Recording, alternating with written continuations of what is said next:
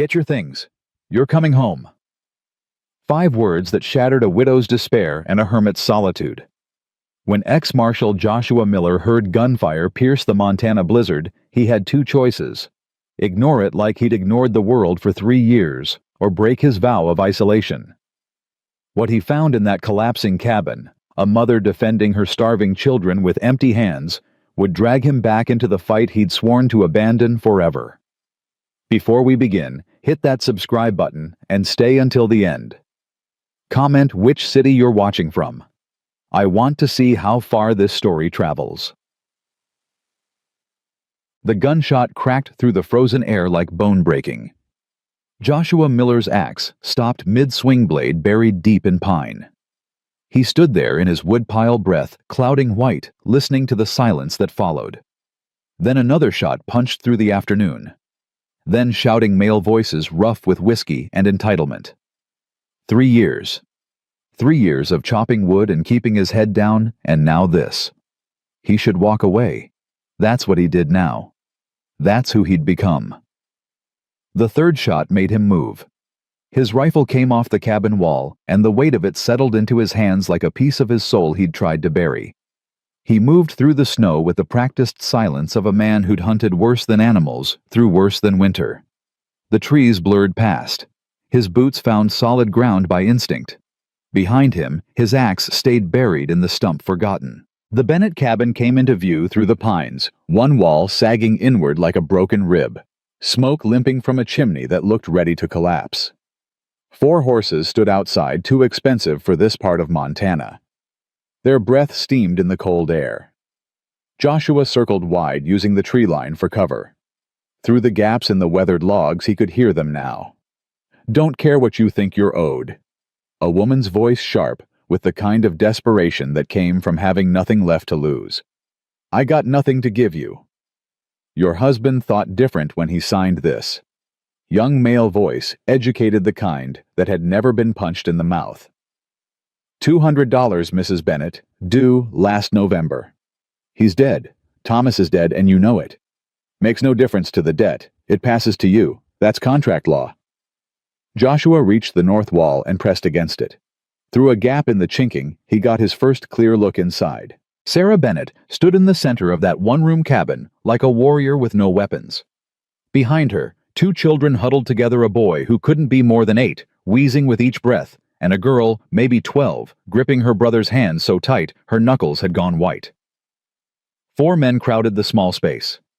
The speaker wore a coat that cost more than most families made in half a year. James Wallace. Joshua knew the name, even if he'd never spoken to the man. Banker's son. The kind who thought money made him bulletproof. Behind Wallace, 3 hired men with the dead eyes of people who'd stopped asking questions about right and wrong. "I'll give you 1 week, Wallace said, taking a step closer to Sarah. 1 week to find $200, or I take what's owed." "Take what?" Sarah's laugh came out like broken glass. "Look around you. I got a table with 3 legs and a roof that leaks when it rains." Wallace's smile never reached his eyes. "You got land, 1/2 an acre. That'll cover the debt and interest. This land's worthless. No water rights, no timber value." "Not my problem, Mrs. Bennett. That's business." Wallace turned toward his men. "Mark it down in the book. 1 week, or we file for seizure." That's when the boy coughed a wet, rattling sound that made Joshua's chest tighten like a fist was squeezing his lungs. The kid doubled over, fighting for air that wouldn't come. Sarah dropped to her knees beside him, one hand on his back. "Tommy, breathe for me, baby. Just breathe." "What's wrong with him?" one of the hired men asked, stepping back like the kid's suffering might be catching. "Asthma," Sarah said, still rubbing circles on the boy's back. "The cold makes it worse. Please, Mr. Wallace, just give me more time." 1 week. Wallace moved toward the door. Sarah did something then that made Joshua's finger find his trigger. She grabbed Wallace's boot with both hands. "Please." The word came out broken. "Please, he needs medicine. Doc Abernathy says there's a treatment from Denver that might help him breathe better, but it costs money I don't have. If you take this land, we got nowhere to go. Tommy won't survive another winter out here. Please." Wallace looked down at her like she was something he'd scraped off his shoe. Then he kicked free, not hard enough to hurt, but hard enough to make his point. Sarah sprawled backward on the dirt floor. The girl screamed. "Mama!" Joshua came through that door like Judgment Day, arriving early. The rifle appeared first barrel steady, pointing at the space between Wallace's eyes. 4 heads snapped around. 4 sets of eyes went wide. "Gentlemen," Joshua said, his voice quiet in a way that made it more dangerous. "The lady asked you to leave." Wallace recovered faster than Joshua expected. "Privilege did, that made you stupid and brave in equal measure." "This is private business, mister. You need to move along." "Can't do that." "Do you have any idea who my father is?" "Don't care who your father is. Don't care who you are. You're leaving. Only question left is whether you walk out or get carried." One of the hired men, the one with a scar across his jaw, let his hand drift toward his hip. Joshua's rifle shifted maybe 1 degree, just enough. "I wouldn't," Joshua said.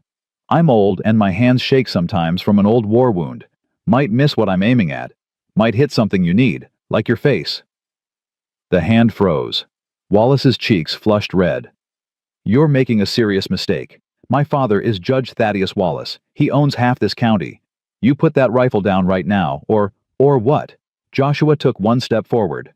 In the small cabin, it was enough to make Wallace take 1 step back.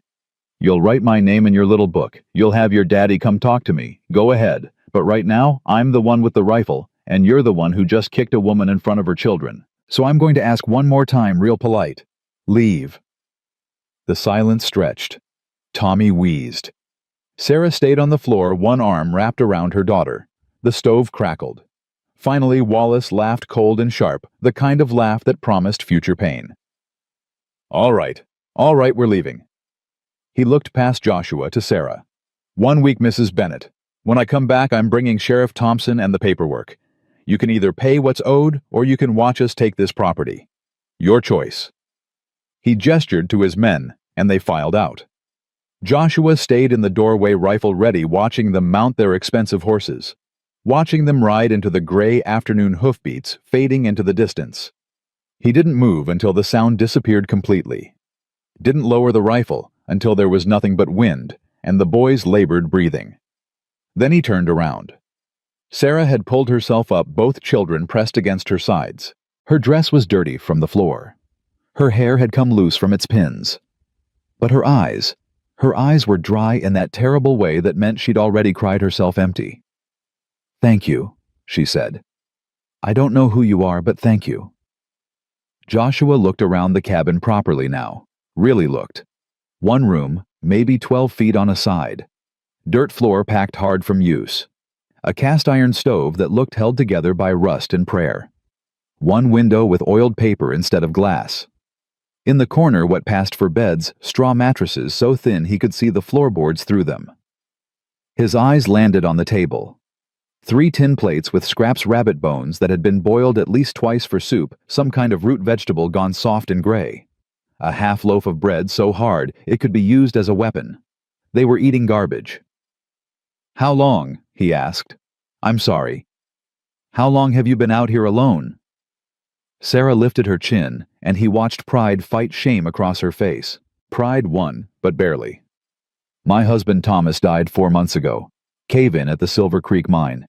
We've been managing since then." Managing. That word hung in the air between them like a lie they both knew was breaking.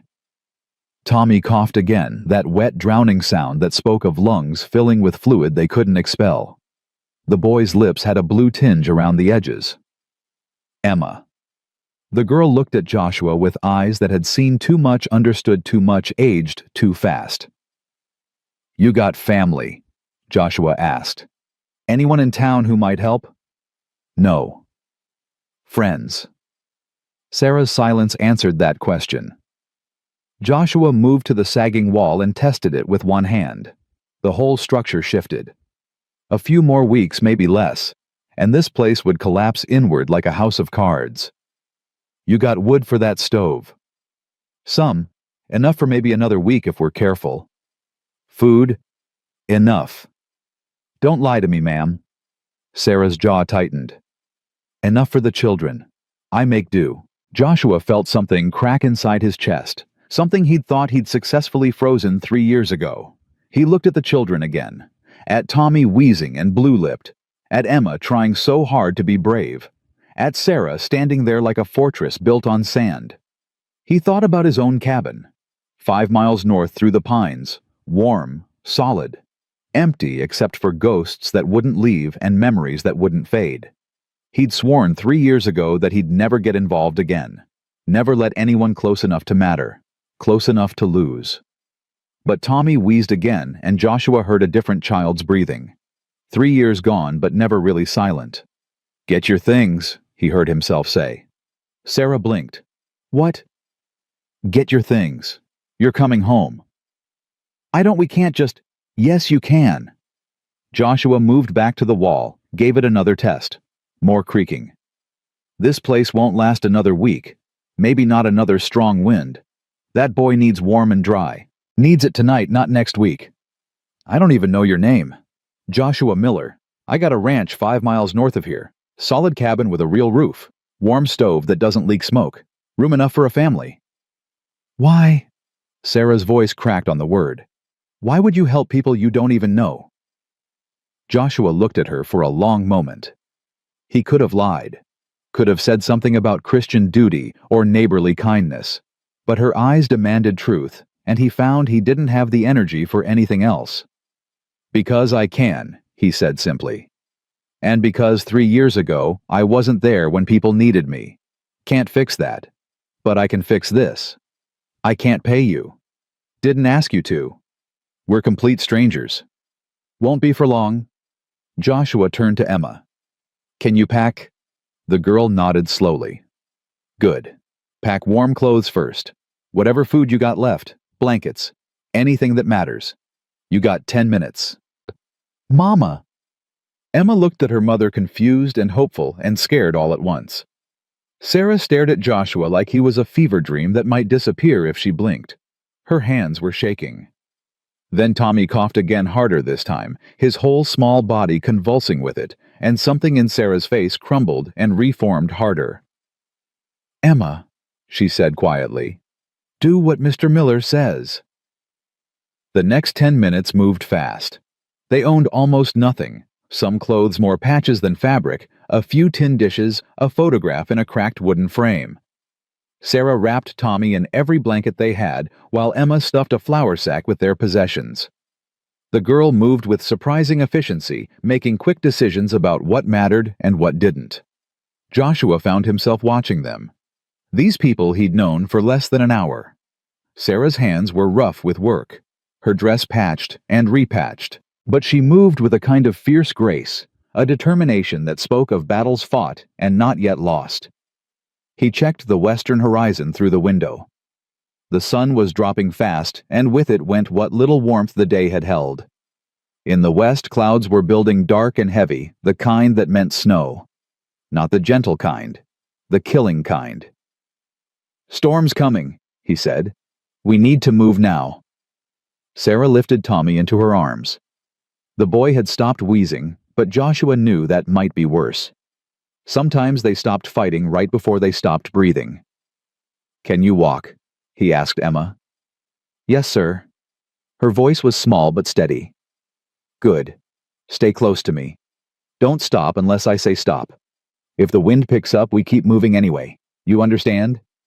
Both Emma and Sarah nodded. "All right then." Joshua shouldered their single flour sack. It weighed almost nothing. He grabbed his rifle and opened the door. The cold hit them like a physical blow. The first mile went easy enough. The wind stayed low, the snow held off, and Joshua set a pace he thought they could maintain, not fast, but steady. He glanced back every 30 seconds or so, making sure they kept up. Emma walked with grim determination, her thin coat buttoned to her chin.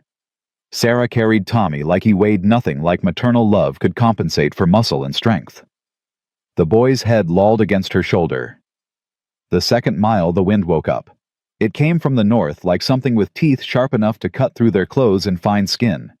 The temperature dropped 10 degrees in 10 minutes. Sarah stumbled over a hidden root, caught herself, kept moving. "How much farther?" she called out, her voice barely carrying over the wind.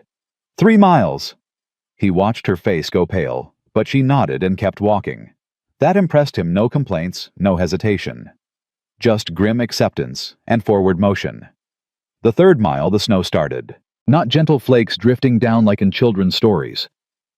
This was Montana winter, showing its teeth, hard driving snow that came horizontal in the wind, erasing the world one white curtain at a time. Visibility dropped to maybe 20 feet. Then 10. Joshua knew these mountains, knew them in summer and winter, day and night. He could navigate them blind if he had to, but even he had to slow down now, checking landmarks that disappeared as fast as he found them. "Mr. Miller?" Emma's voice thin and scared. He turned.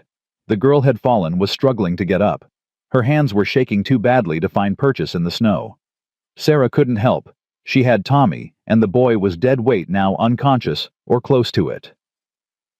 Joshua backtracked, grabbed Emma's arm, pulled her to her feet.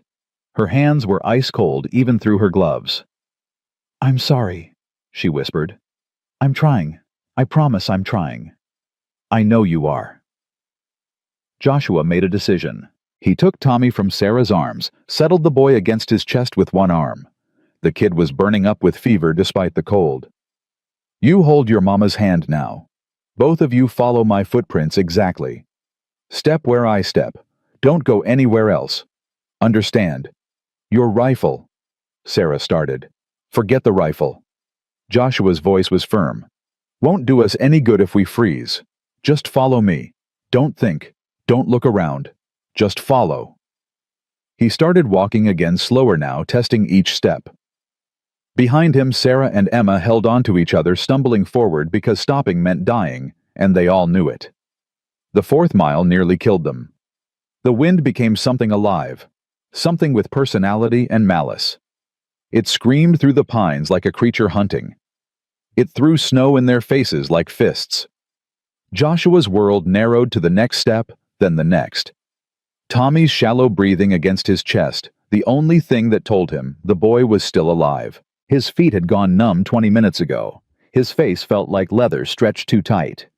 But he kept moving because stopping wasn't an option, because 3 people were depending on him, because he'd failed before and couldn't fail again.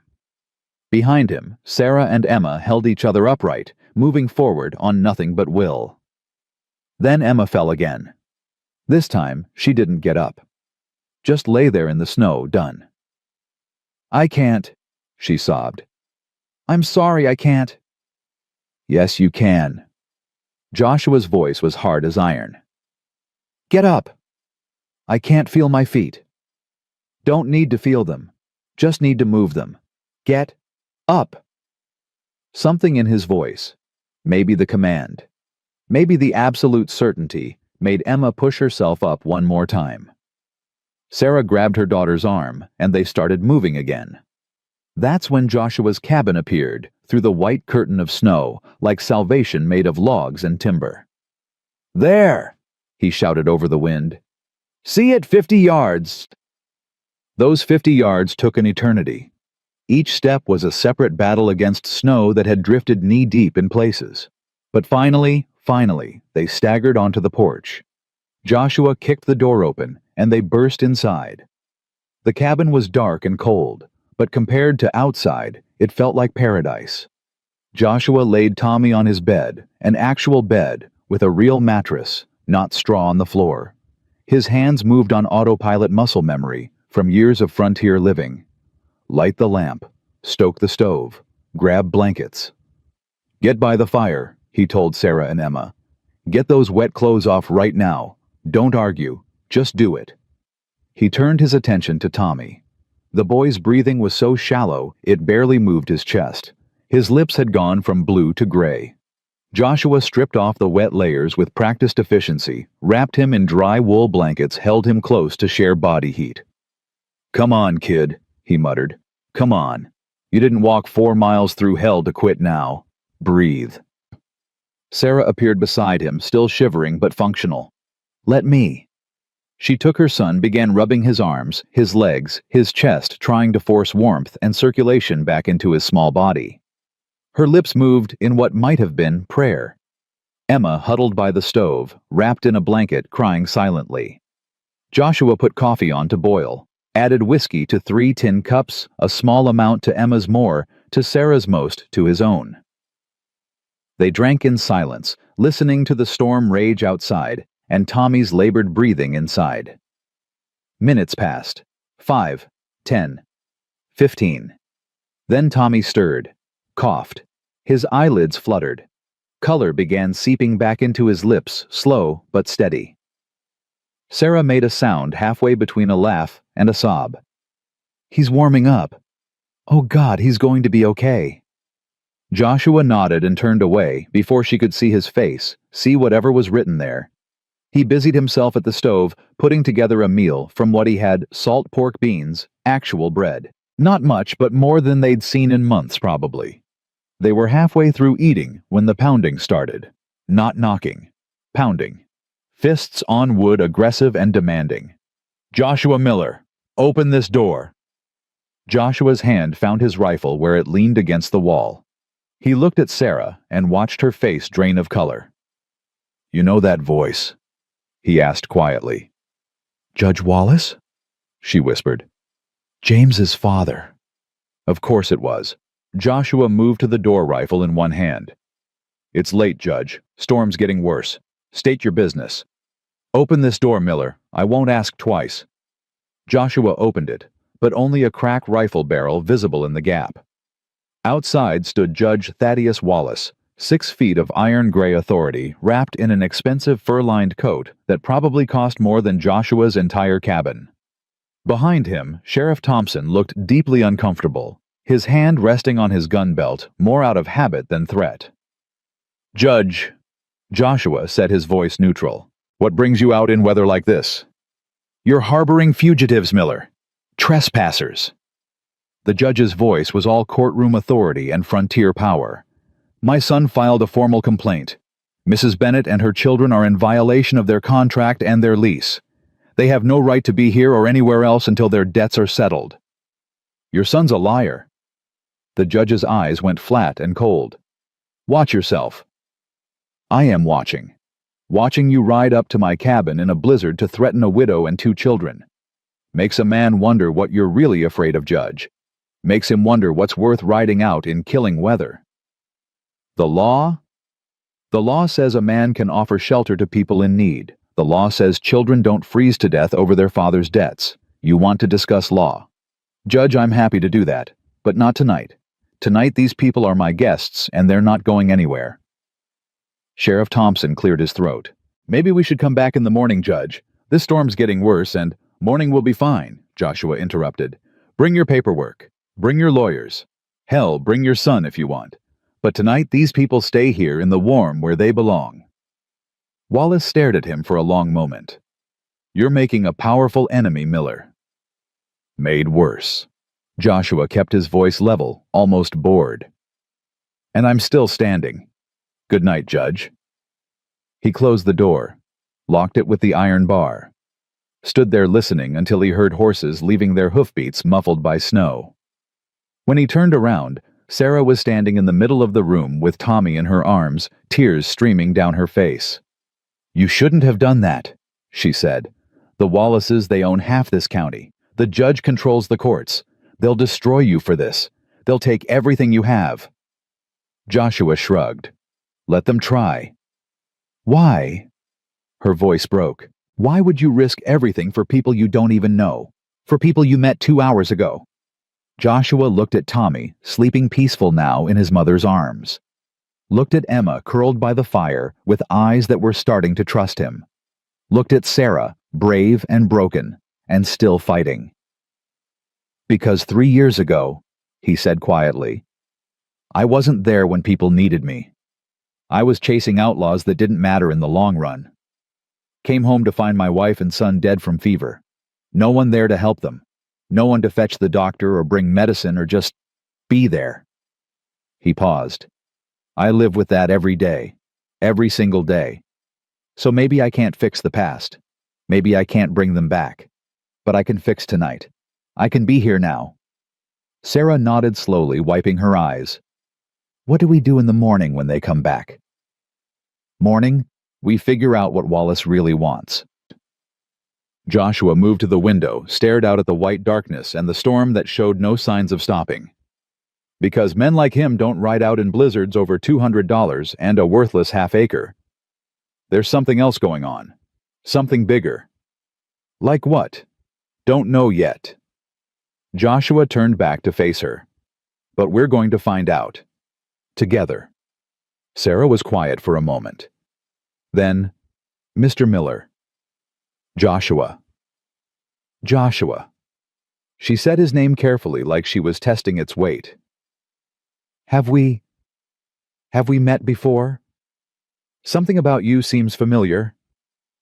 Joshua studied her face, really looked at her for the first time. Mid-30s, he guessed. Brown hair shot through with premature gray. Lines around her eyes from squinting into sun and worry. But there was something in the shape of her face, the way she held herself. Where are you from originally? He asked. Pennsylvania. Little town outside Gettysburg. She shifted Tommy in her arms. I worked as a nurse during the war. Battlefield hospitals mostly after the fighting moved through. Joshua went very still. Gettysburg. Yes. Why? He moved to the mantel, pushed aside some dust, pulled down a small tin daguerreotype. Opened it. Looked at it for a long moment, before turning it around to show her. The image was faded but clear enough, a younger Joshua in Union blue one arm, in a sling standing next to a woman in a nurse's apron. Sarah's hand flew to her mouth. That's me. Oh my God, that's me. July 1863, Joshua said. I took shrapnel in my shoulder. Field hospital. You worked on me for 3 days while I had fever. Kept telling me stories to keep me awake. Stories about wanting to go west after the war, wanting to see mountains. You said you were a marshal from Montana. Sarah's voice was barely a whisper. You promised if I ever made it west, you'd show me the Rockies. Promised a lot of things back then. Joshua set the daguerreotype back on the mantel. War changes people. Life changes them more. I looked for you, Sarah said. After the war, before I met Thomas.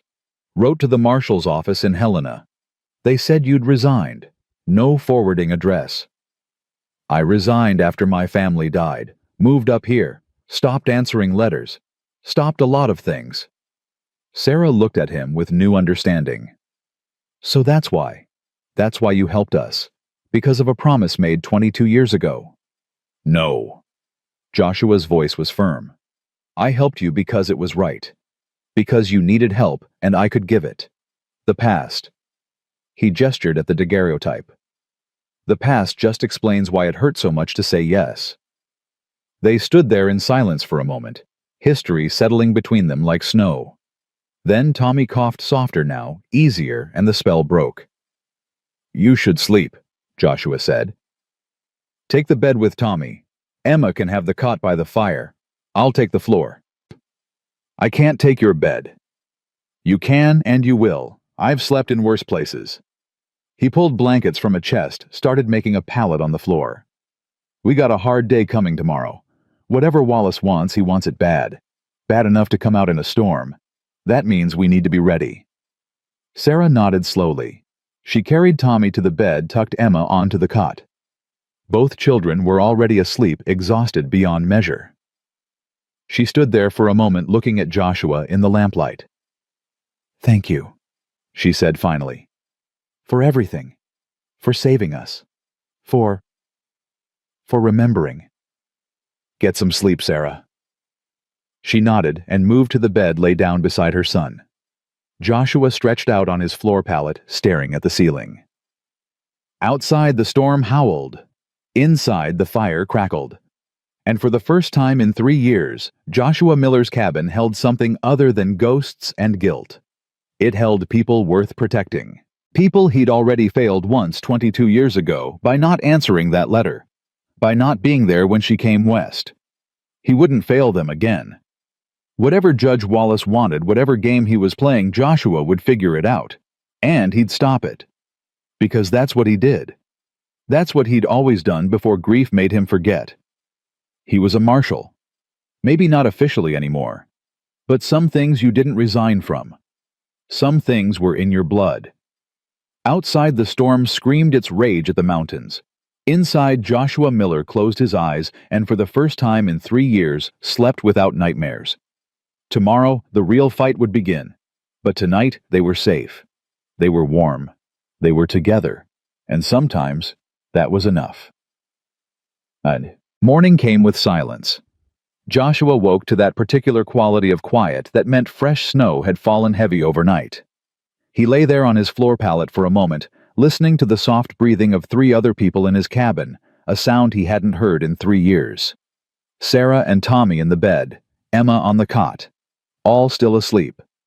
He rose carefully, added wood to the stove without making noise, put coffee on. His body ached in places he'd forgotten could ache. Carrying a sick child 4 miles through a blizzard would do that to a man, especially one who'd spent 3 years doing nothing more strenuous than chopping wood. The window showed him a world transformed. 2 feet of fresh snow, maybe more. The sky had cleared to that hard blue that promised bitter cold. His woodpile was buried. The path to the barn was gone. And coming up that vanished path, 3 horses moved through the deep snow. Judge Wallace, Sheriff Thompson, and a 3rd man. Joshua didn't recognize tall, thin, carrying a leather satchel. A lawyer, probably. Joshua had maybe 5 minutes before they reached the cabin. He moved to the bed, touched Sarah's shoulder gently. She woke instantly the way people did when they'd spent months sleeping, light always listening for danger. "They're here," he said quietly. Sarah sat up, careful not to wake Tommy. "Already?" "3 of them. The judge, the sheriff, and someone else. Probably a lawyer." "What do we do?" "We listen, we stay calm, and we figure out what they really want." Joshua handed her a cup of coffee. "Get dressed. Wake Emma. I'll handle the door." 5 minutes later, the pounding came. Joshua opened it before they could knock a second time. The 3 men stood on his porch, snow to their knees, breath steaming.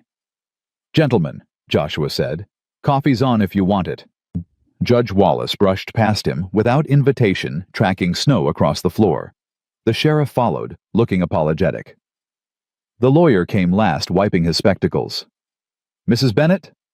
The judge's voice filled the small cabin.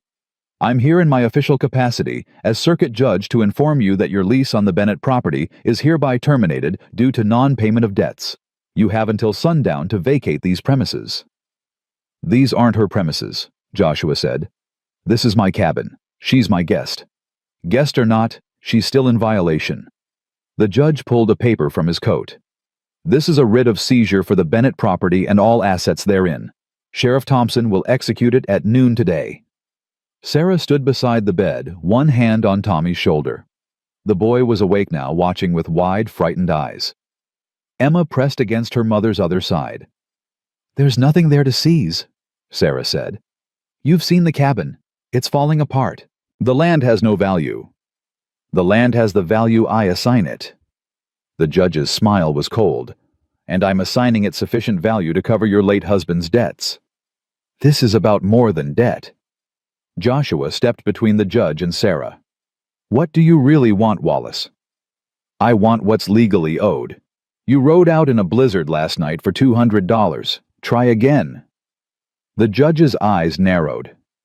"Careful, Miller." "I'm done being careful. You want that land for something. Something your son mentioned yesterday, probably. Something worth more than a widow's half-acre." The lawyer, a nervous man named Pemberton Joshua, would learn later, cleared his throat.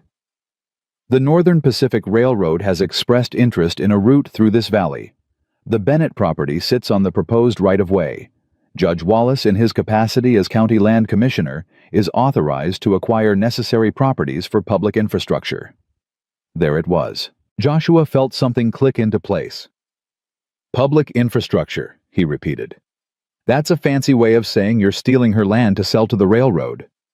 "It's not stealing when it's legal," the judge said. "Legal doesn't mean right. Right doesn't pay debts." The judge turned back to Sarah. "You have until sundown, Mrs. Bennett. If you're not off that property by then, I'll have you arrested for trespassing." "She won't be there," Joshua said. "She'll be here. That's her choice. But the land is forfeit either way." The judge moved toward the door, then paused. "One more thing, Miller. You posted yourself as guarantor for these people last night. That means if they cause any trouble, you're liable. Keep that in mind." The three men left horses struggling back through the snow. Joshua closed the door and turned to find Sarah staring at him. "The railroad," she said. "Thomas knew. That's why—" She stopped, her face going pale. That's why what Sarah moved to the flour sack they'd brought last night, dug through it, pulled out a small leather journal. Her hands shook as she opened it. "Thomas kept notes," she said. "The last few months before he died. He said men were coming around the mine asking questions about land, offering money for properties. He thought something was wrong with the offers, they were too low, too aggressive." She flipped pages. He wrote it all down. Names, dates, amounts offered. Joshua took the journal, scanned the pages. Thomas Bennett had been thorough. 3 months of notes about railroad agents making lowball offers for land. About miners who refused to sell, suddenly facing accidents or having their claims disputed. About a surveyor who disappeared after questioning the proposed route. "Did your husband tell anyone about this?" Joshua asked. He tried. He went to the sheriff first, but Thompson said it was civil matter, not criminal. Then he tried Judge Wallace. Sarah's voice broke. 2 days later, there was the cave-in. Thomas and 4 other men died. "You think it wasn't an accident?" "I don't know what to think. Thomas was careful. He'd been mining for 15 years. And then suddenly—" She wiped her eyes. "Then suddenly I'm a widow with debts I didn't know existed, and men at my door demanding money I don't have." Joshua studied the journal. Something didn't fit. "If the railroad wanted your land, why not just make you an offer? Why go through all this?" "Because there are 15 properties on that route," said a new voice from the doorway. They all turned. A man stood there, medium height, gray beard, holding a black medical bag. He'd come in so quietly none of them had heard. "Doc Abernathy," Sarah said. "How did you buy?" "Saw Wallace riding out at dawn, figured he was heading here." The doctor moved to the stove, poured himself coffee without asking. "Mind if I check on the boy while we talk?" Sarah nodded, and Doc Abernathy moved to Tommy, began a quick examination. The boy submitted quietly, used to doctors by now. "You said 15 properties," Joshua prompted. "That's right. The proposed railroad route cuts through 15 properties in this valley. Wallace and the railroad, they've got a deal. Wallace acquires the land cheap through foreclosure and legal manipulation, then sells it to the railroad at market rate. He keeps the difference." "That's fraud," Joshua said. "That's business." Doc Abernathy pressed his stethoscope to Tommy's chest. "At least that's what they'll argue in court. And since Wallace controls the court, good luck proving otherwise." "How do you know all this?" "Because I'm the one who stitched up the surveyor after Wallace's men beat him half to death and told him to leave town." Doc Abernathy straightened up. "The boy's lungs sound better. Keep him warm and dry. That medicine from Denver, it costs $40. I can order it, but—" "Order it," Joshua said. "I'll pay." "Joshua, you can't," Sarah started. "I can and I will. Order the medicine, Doc." Abernathy nodded slowly. "All right. It'll take 2 weeks to arrive. Maybe 3 if the weather's bad." He closed his medical bag. "You should know something else. Wallace isn't working alone. There's a railroad man in town, Marcus Brennan. He's the one pulling the strings. Wallace is just the local fixer." "Where can I find Brennan?" "The hotel. But I'd be careful, Miller. Brennan travels with protection. Professional protection, if you understand my meaning." Joshua understood. He'd dealt with hired guns before. "There's one more thing," Doc Abernathy said, moving toward the door. 3 other families on that railroad route. The Johnsons, the Krugers, and the Mendozas. All facing the same situation as Mrs. Bennett, sudden debts, foreclosure notices, pressure to leave. If you're thinking about fighting this, you won't be fighting alone." After the doctor left, silence filled the cabin. Tommy had fallen back asleep. Emma sat by the fire, pretending not to listen, but hearing everything. "We should talk to them," Sarah said. "The other families. If we stand together, they'll crush you together just as easily as separate." Joshua set the journal on the table. "We need evidence, real evidence, something that proves Wallace and Brennan are working together illegally." Thomas's journal. is a good start, but it's not enough. It's notes from a dead man with no witnesses. We need documents, contracts, letters, something that ties them together in writing. And how do we get that? Joshua looked out the window at the snow-covered mountains. I'm working on it. The next 3 days fell into a rhythm.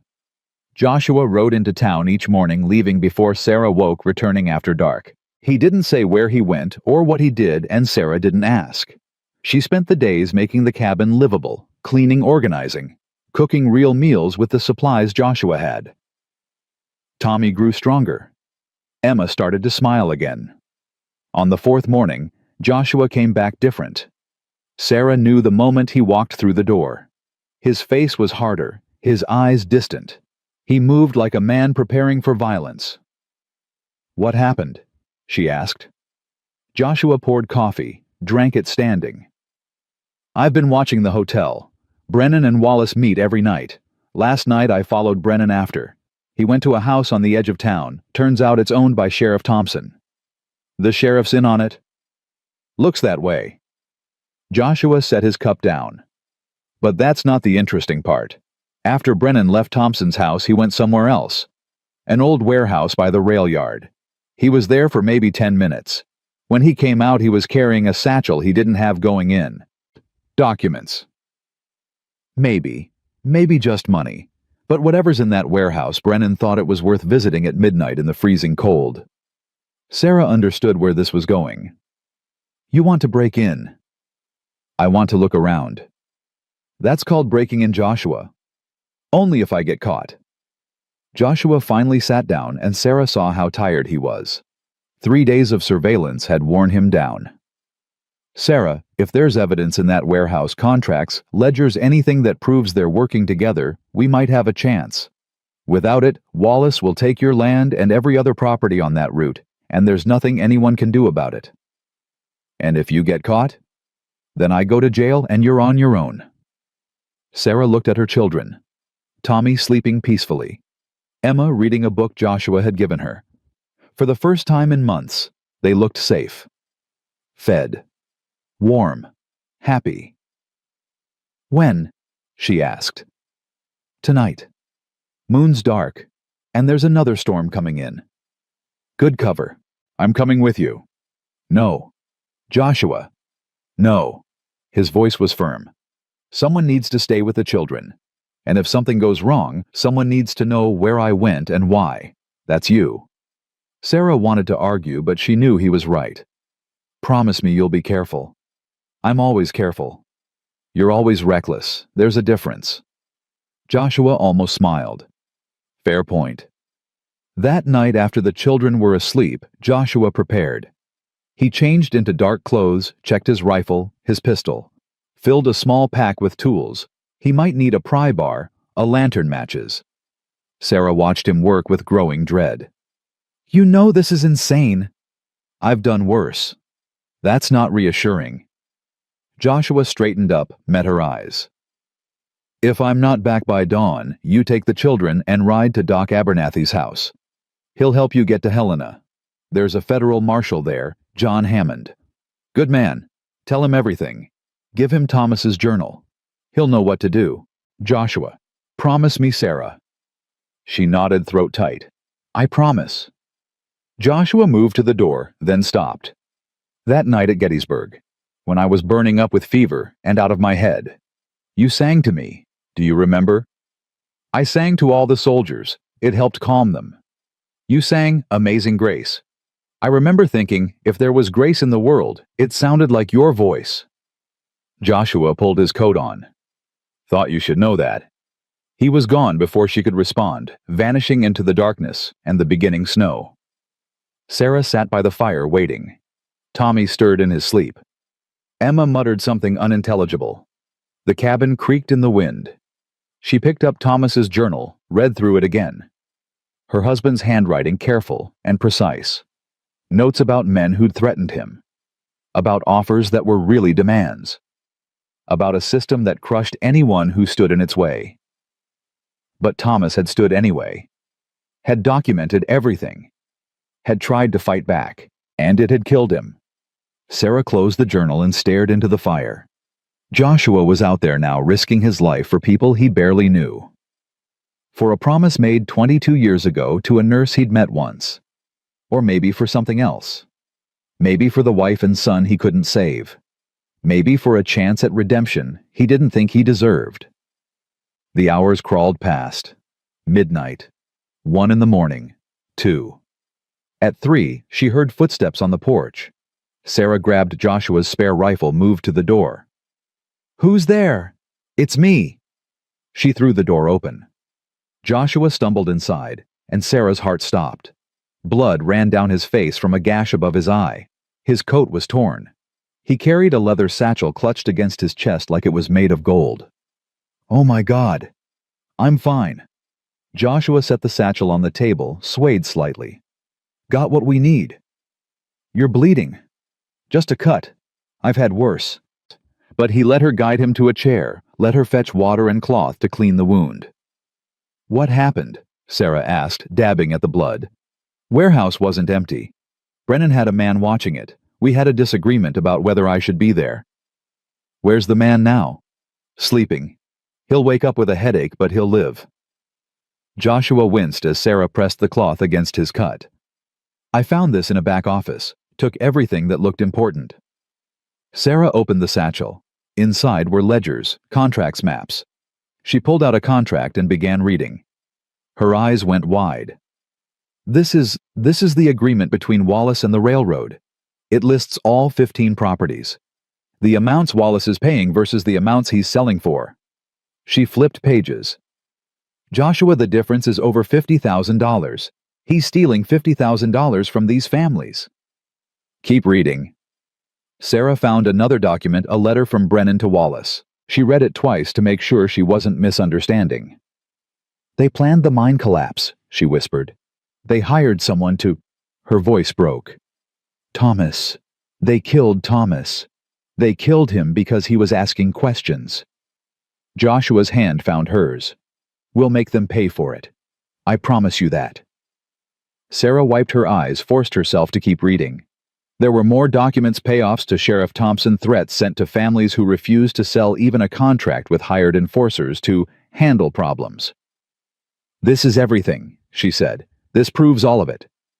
"That's what I figured." Joshua stood up, testing his balance. The cut had stopped bleeding. "Come morning we ride to Helena. Federal Marshal needs to see this." "That's 2 days' ride, maybe 3 with the children." "I know. We leave at first light. Pack what you need." Sarah looked at her children still sleeping peacefully. "They'll come after us. Wallace and Brennan. They'll know you took this. They'll try."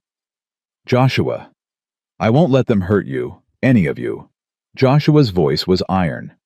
"I failed people before. I won't fail you. I can't." Sarah held his gaze for a long moment. Then she nodded and began packing. They left as the sun rose, 4 people on 3 horses. Joshua on his gelding with Tommy in front of him. Sarah and Emma together on one of the horses Joshua kept for emergencies. The satchel was strapped to Joshua's saddle, never more than arm's reach away. The first day went smooth. They stayed off main trails, moved through backcountry Joshua knew by heart. Made camp that night in a cave he'd used before, out of the wind. Tommy's breathing stayed steady. Emma told stories to keep her brother distracted. The second day, Joshua started watching their back trail more carefully. "What is it?" Sarah asked during a rest stop. "Probably nothing." But his hand stayed near his rifle. An hour later, they heard horses behind them. Joshua didn't hesitate. "Into the trees. Now!" They pushed their horses into a thick stand of pines, dismounted, kept the animals quiet. Joshua moved to the edge of the trees, rifle ready. 5 riders came into view. James Wallace led them, and Sarah recognized 2 of the others, the men who'd been at her cabin that first day. The other 2 looked harder, meaner. Professional trouble. "Fan out," James ordered. "They came through here. Find their tracks." The riders spread out, searching. One came within 20 feet of their hiding spot. Joshua's finger found his trigger, but the man turned away, kept searching. After 15 minutes, that felt like 15 hours, James called them back. "They're not here. Keep moving north. They're heading for Helena. We'll cut them off at Devil's Pass." The riders moved on, and Joshua waited another 10 minutes before relaxing. "They know where we're going," Sarah said. "They're guessing, but it's a good guess." Joshua helped her and Emma remount. Devil's Pass is the fastest route to Helena, but there are others. Slower routes. Much slower.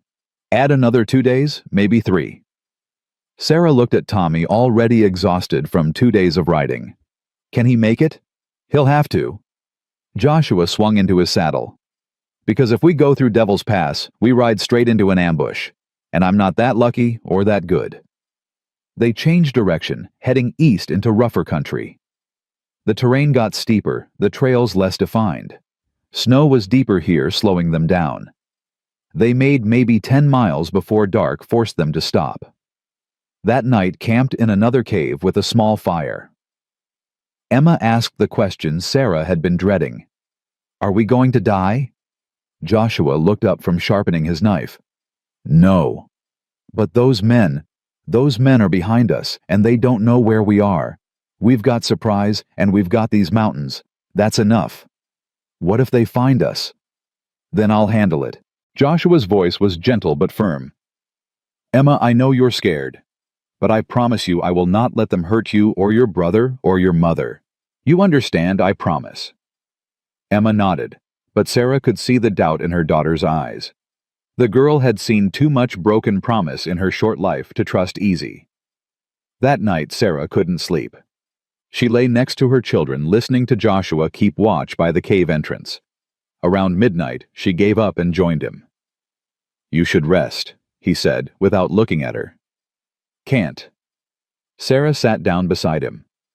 Joshua, what if we don't make it? What if we'll make it? You can't know that. Yes, I can. Joshua turned to face her. Sarah, I've been dead inside for 3 years, going through motions waiting for nothing. Then I heard that gunshot and something woke up. Something I thought was gone forever. What? Purpose, reason, something worth fighting for. His hand found hers in the darkness. I will get you to Helena. I will get that evidence to the marshal, and I will see Wallace and Brennan pay for what they did. That's not hope. That's not faith. That's just fact. Sarah felt tears on her cheeks. I'm glad it was you, that day at my cabin. I'm glad it was you who came. Joshua squeezed her hand once, then stood up. Get some sleep. We've got hard riding tomorrow. The third day brought them to the Snake River Canyon. Joshua led them along a narrow trail that hugged the canyon wall 200 feet above churning water. The horses picked their way carefully, and Sarah tried not to look down. They were halfway across when they herded horses ahead blocking the trail. Joshua pulled up short. 3 riders waited where the trail narrowed to single file. No way around. No way back without being exposed on the open trail. Sarah recognized one of them immediately. Marcus Brennan himself, flanked by 2 hired guns.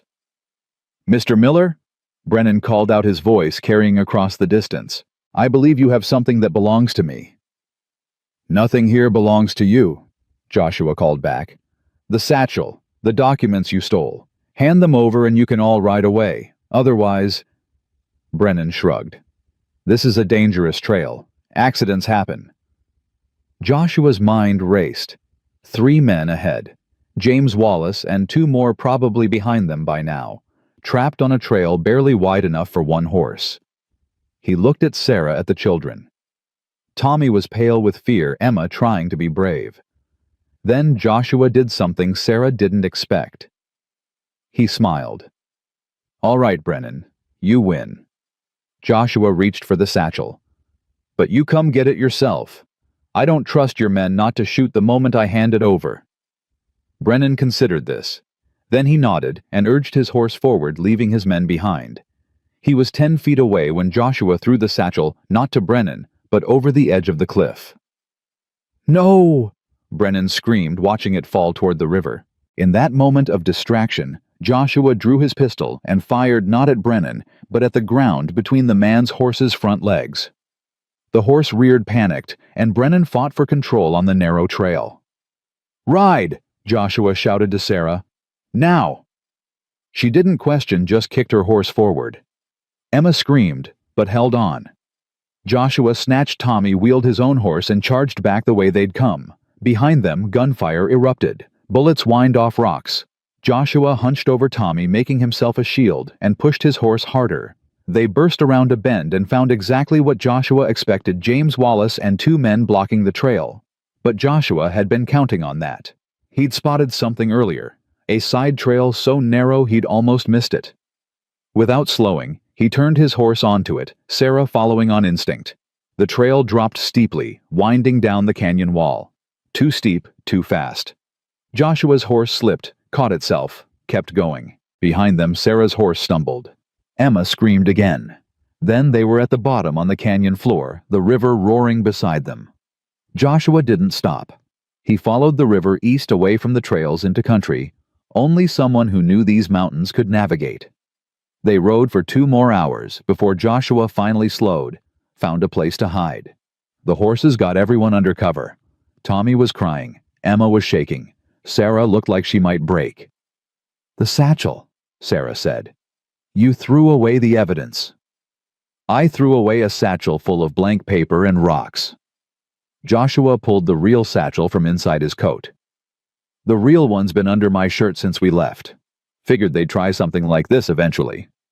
Sarah stared at him. Then she laughed, high and slightly hysterical, but real. "You magnificent bastard."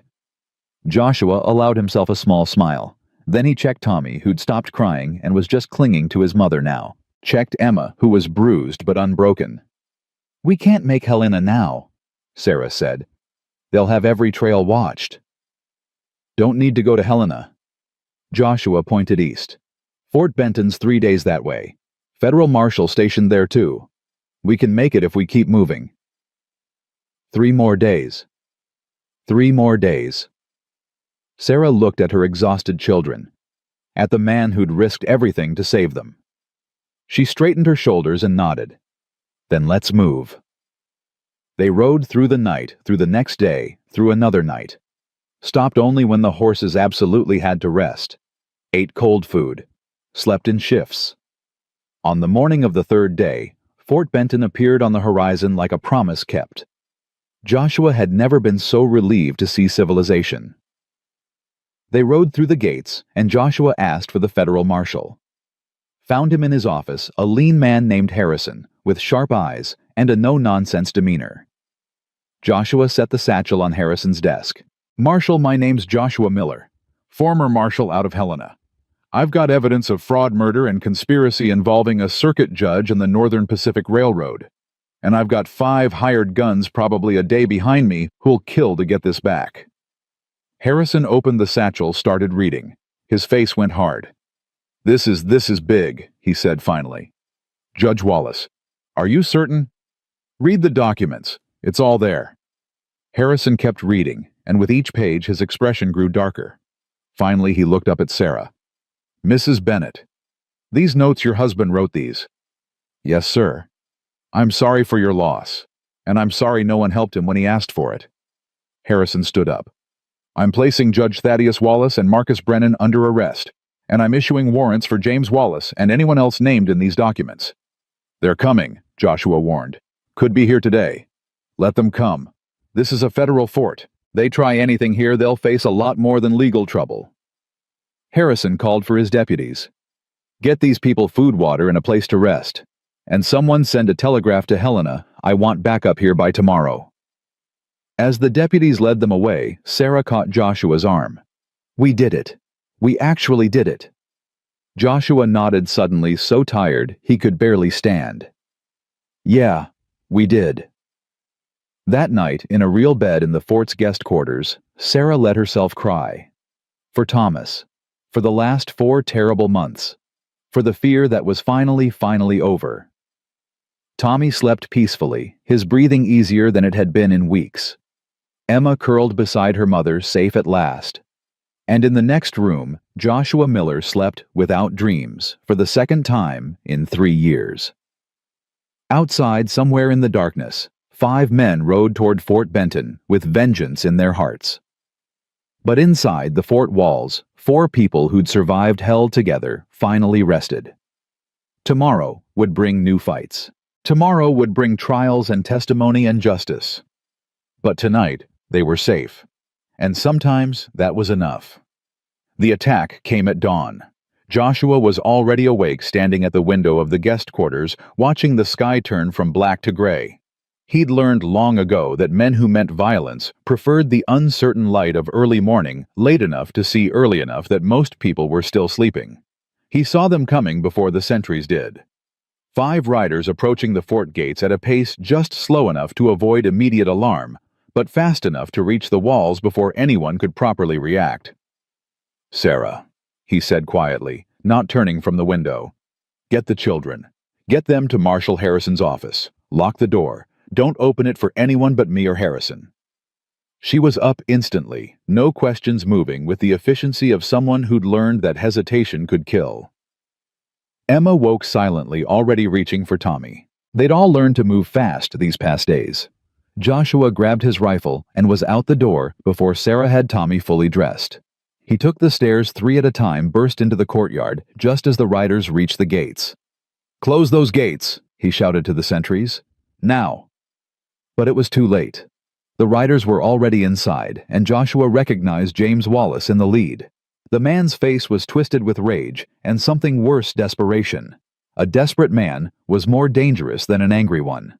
"Where's Miller?" James's voice carried across the courtyard. "Where's that bastard Miller?" "Right here." Joshua stepped into view, rifle held loose but ready. "You're inside a federal fort, Wallace. You and your men need to leave, now." "Not without those documents." James dismounted, his hand hovering near his pistol. "You stole property that belongs to my family." "I stole evidence of your crimes. There's a difference." Marshal Harrison emerged from his office, 3 deputies flanking him. "Mr. Wallace, you're under arrest. Conspiracy, fraud, and accessory to murder. Your father, too. Warrants were issued an hour ago." James laughed, a harsh, broken sound. "Warrants from who?" "Every judge in Montana Territory answers to my father. You think some federal marshal can touch us?" "I'm not asking." Harrison nodded to his deputies. "Take him." That's when everything went to hell. One of James's men drew and fired in the same motion. The bullet caught a deputy in the shoulder, spun him around. Joshua's rifle came up automatically, training taking over. He fired once, twice. 2 of James's hired guns went down. The courtyard erupted into chaos. Soldiers poured from the barracks. More gunfire. Someone screaming. Joshua lost sight of James in the confusion, pressed himself against a wall, tried to get a clear shot at anything that mattered. Then he saw Sarah. She was in the doorway of Harrison's office, frozen with fear, Tommy in her arms. Emma stood beside her, eyes wide with terror. They were completely exposed, and one of James's men had seen them. The gunman raised his pistol, aimed at Sarah, and Joshua didn't think. He just moved. He crossed 15 feet in maybe 2 seconds, slammed into Sarah, and the children drove them back through the doorway just as the bullet hit the doorframe where Sarah's head had been. Wood exploded into splinters. "Stay down." Joshua threw himself back out into the courtyard, brought his rifle up, found the gunman who'd shot at Sarah, fired. The man dropped, but James was gone, vanished in the chaos like smoke. The gunfight lasted maybe 3 minutes total, but it felt like hours. When the smoke cleared, 3 of James's men were dead or dying. The 4th had surrendered, but James himself had disappeared. "Spread out," Harrison ordered his men. "Find him." Lock down the fort. Joshua moved back to the office where Sarah huddled with the children. She was shaking, holding Tommy so tight the boy could barely breathe. "Are you hurt?" Joshua knelt beside them, checking for wounds even as he asked. No, we're..." Sarah's voice broke. "He tried to kill us. He looked right at me and tried to kill us." "I know." Joshua's hands were steady as he checked Emma, then Tommy. "No injuries. Just fear." "But he failed. You're safe." "Are we..." Sarah looked at him with eyes that had seen too much. "Are we really safe, Joshua? Or is this just going to keep happening?" Joshua had no good answer for that. So he just pulled her close, let her cry against his shoulder, while Emma held Tommy and Harrison's men searched the fort for a man who'd already escaped. They found James's horse an hour later hidden behind the stables. He'd fled on foot into the surrounding wilderness.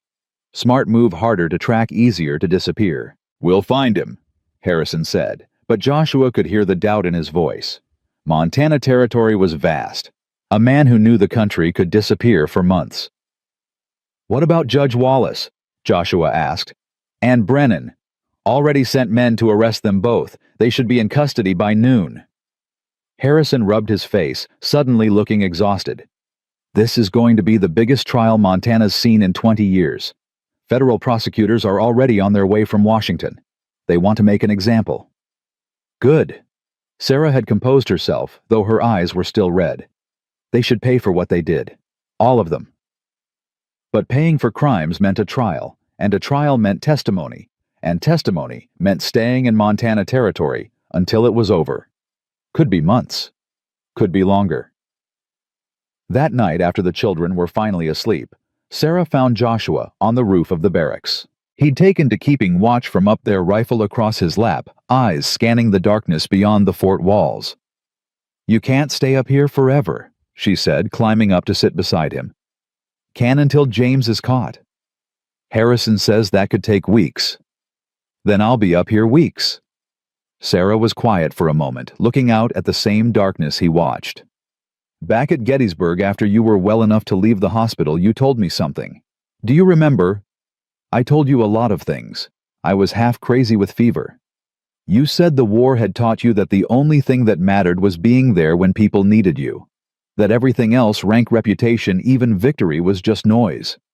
Sarah turned to look at him. "You said the only sin that mattered was absence." Joshua remembered. He'd been 23 years old and still believed the world made sense. "I was wrong," he said quietly. "Being there isn't enough. I was there when my wife got sick, watched her die over 3 days, watched my son die in her arms. Being there just meant I got to see it happen, meant I got to fail in person." "You didn't fail them, Joshua." "I couldn't save them. Some things can't be saved.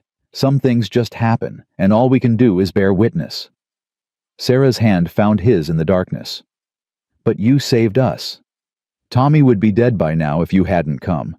Emma too, probably. And me. We'd all be dead or broken or worse. You were there, and it mattered." Joshua wanted to argue, wanted to explain that saving them didn't erase failing his family. But her hand was warm in his, and the words stuck in his throat. "The trial starts in 2 weeks, Sarah said. "Harrison says we'll have to testify, all of us." "I know. They'll try to destroy us on the stand, make us look like liars or opportunists or worse. I know that too. And James is still out there somewhere waiting for his chance. Sarah, what's your point?" She turned to face him fully. "My point is that I'm scared, terrified actually, but I'm also angry. Angry at what they did to Thomas, to those other families, to us. And I want them to pay. I want to stand up in that courtroom and tell everyone what they did. I want justice. Justice doesn't always win. But it should. And someone has to fight for it. Even when it's hard. Even when it's dangerous." She squeezed his hand. "Thomas tried to fight alone, and they killed him for it. But we're not alone. We have each other. We have the truth. We have you." Joshua looked at her. This woman who'd buried her husband, nearly lost her children, survived hell, and still had the courage to demand justice instead of just survival. Something in his chest tightened. "All right," he said. "We fight, all the way to the end." Sarah smiled, and for the first time in days, it reached her eyes. "Thank you." They sat together in the darkness, keeping watch until the sky began to lighten with dawn. The next 2 weeks passed in a strange kind of limbo. Federal prosecutors arrived with boxes of documents and endless questions. Sarah and Joshua spent hours going over their testimony, preparing for every possible attack the defense might make. Emma was questioned too, though more gently. Even Tommy had to give a statement about what he'd seen and heard. Doc Abernathy arrived with other witnesses, the 3 families from the railroad route, the surveyor who'd been beaten miners who'd worked with Thomas Bennett. Each had their own story of threats, intimidation, and stolen land. Judge Wallace was brought in under guard, his face a mask of controlled rage. Marcus Brennan came 2 days later, already lawyered up with 3 attorneys from back east. Both men maintained their innocence, claimed everything was legitimate business. James Wallace remained at large. On the morning the trial began, Joshua woke to find Sarah already dressed, standing at the window of their room in the fort's guest quarters. She wore the only good dress she owned, plain blue calico, but clean and pressed. "You don't have to do this," Joshua said. "I can testify. The others can testify. You could stay here with the children." "Yes, I do have to do this." Sarah didn't turn from the window. "Thomas died because he tried to expose these men. If I don't testify, if I don't tell the truth about what they did, then he died for nothing." "Sarah." "I'm going, Joshua. You can come with me or not, but I'm going." So they went. The trial was held in Fort Benton's largest building, converted into a makeshift courtroom. Federal Judge Montgomery presided, a stern man from Philadelphia with no connections to Montana Territory, and therefore no reason to fear the Wallace name. The prosecution laid out its case methodically. Documents proving the conspiracy between Wallace and Brennan. Testimony from the surveyor about being beaten. Statements from families who'd been threatened. Thomas Bennett's journal read aloud in court, each entry another nail in the coffin. Then it was Sarah's turn to testify. Joshua watched her take the stand, watched her place her hand on the Bible and swear to tell the truth. She looked small up there, fragile. But when she began speaking, her voice was steady. She told them about Thomas's death, about the sudden deaths and the men who came threatening, about feeding her children scraps because she had nothing else, about the day James Wallace kicked her and Joshua Miller appeared like an answer to a prayer she hadn't had the strength to make. The defense attorney, a slick Easterner named Carlisle, tried to shake her. "Mrs. Bennett, isn't it true that your husband was a heavy drinker?" "No." "Isn't it true he gambled?" "No." "Then how do you explain the debts? They were invented, created to justify stealing our land. That's a serious accusation." "It's the truth." Sarah's voice didn't waver. "My husband kept meticulous records. He was careful with money. Those debts didn't exist until after he started asking questions about the railroad route." Carlisle tried another angle. "Mrs. Bennett, you're currently living with Mr. Joshua Miller, are you not?" "I'm staying in his cabin with my children. He offered us shelter when we had nowhere else to go." "How convenient." "A widow with 2 children, a handsome stranger." Objection. The prosecutor was on his feet. "Counsel is implying—" "I'm implying nothing," Carlisle said smoothly. "I'm simply establishing that Mrs. Bennett has a personal interest in supporting Mr. Miller's version of events." Judge Montgomery frowned. "Make your point, Mr. Carlisle." "My point, Your Honor, is that Mrs. Bennett's testimony may be colored by gratitude or even affection for the man who rescued her. She has every reason to support his narrative regardless of its truth." Sarah's hands clenched in her lap. "Are you suggesting I'm lying?" "I'm suggesting your perspective may be compromised." "My perspective," Sarah said, her voice rising, "is that these men killed my husband, tried to steal my land, and would have let my children freeze to death rather than admit what they'd done. My perspective is that you're sitting there in your expensive suit defending murderers and thieves because they pay you well enough not to care about the truth. So yes, Mr. Carlisle, my perspective is compromised. By facts, by evidence, by the truth." The courtroom erupted in whispers. Judge Montgomery banged his gavel. "That's enough. Mrs. Bennett, you're dismissed. Mr. Carlisle, watch your tone with this witness." Sarah stepped down her legs, shaking so badly she could barely walk. Joshua met her at the gate, offered his arm.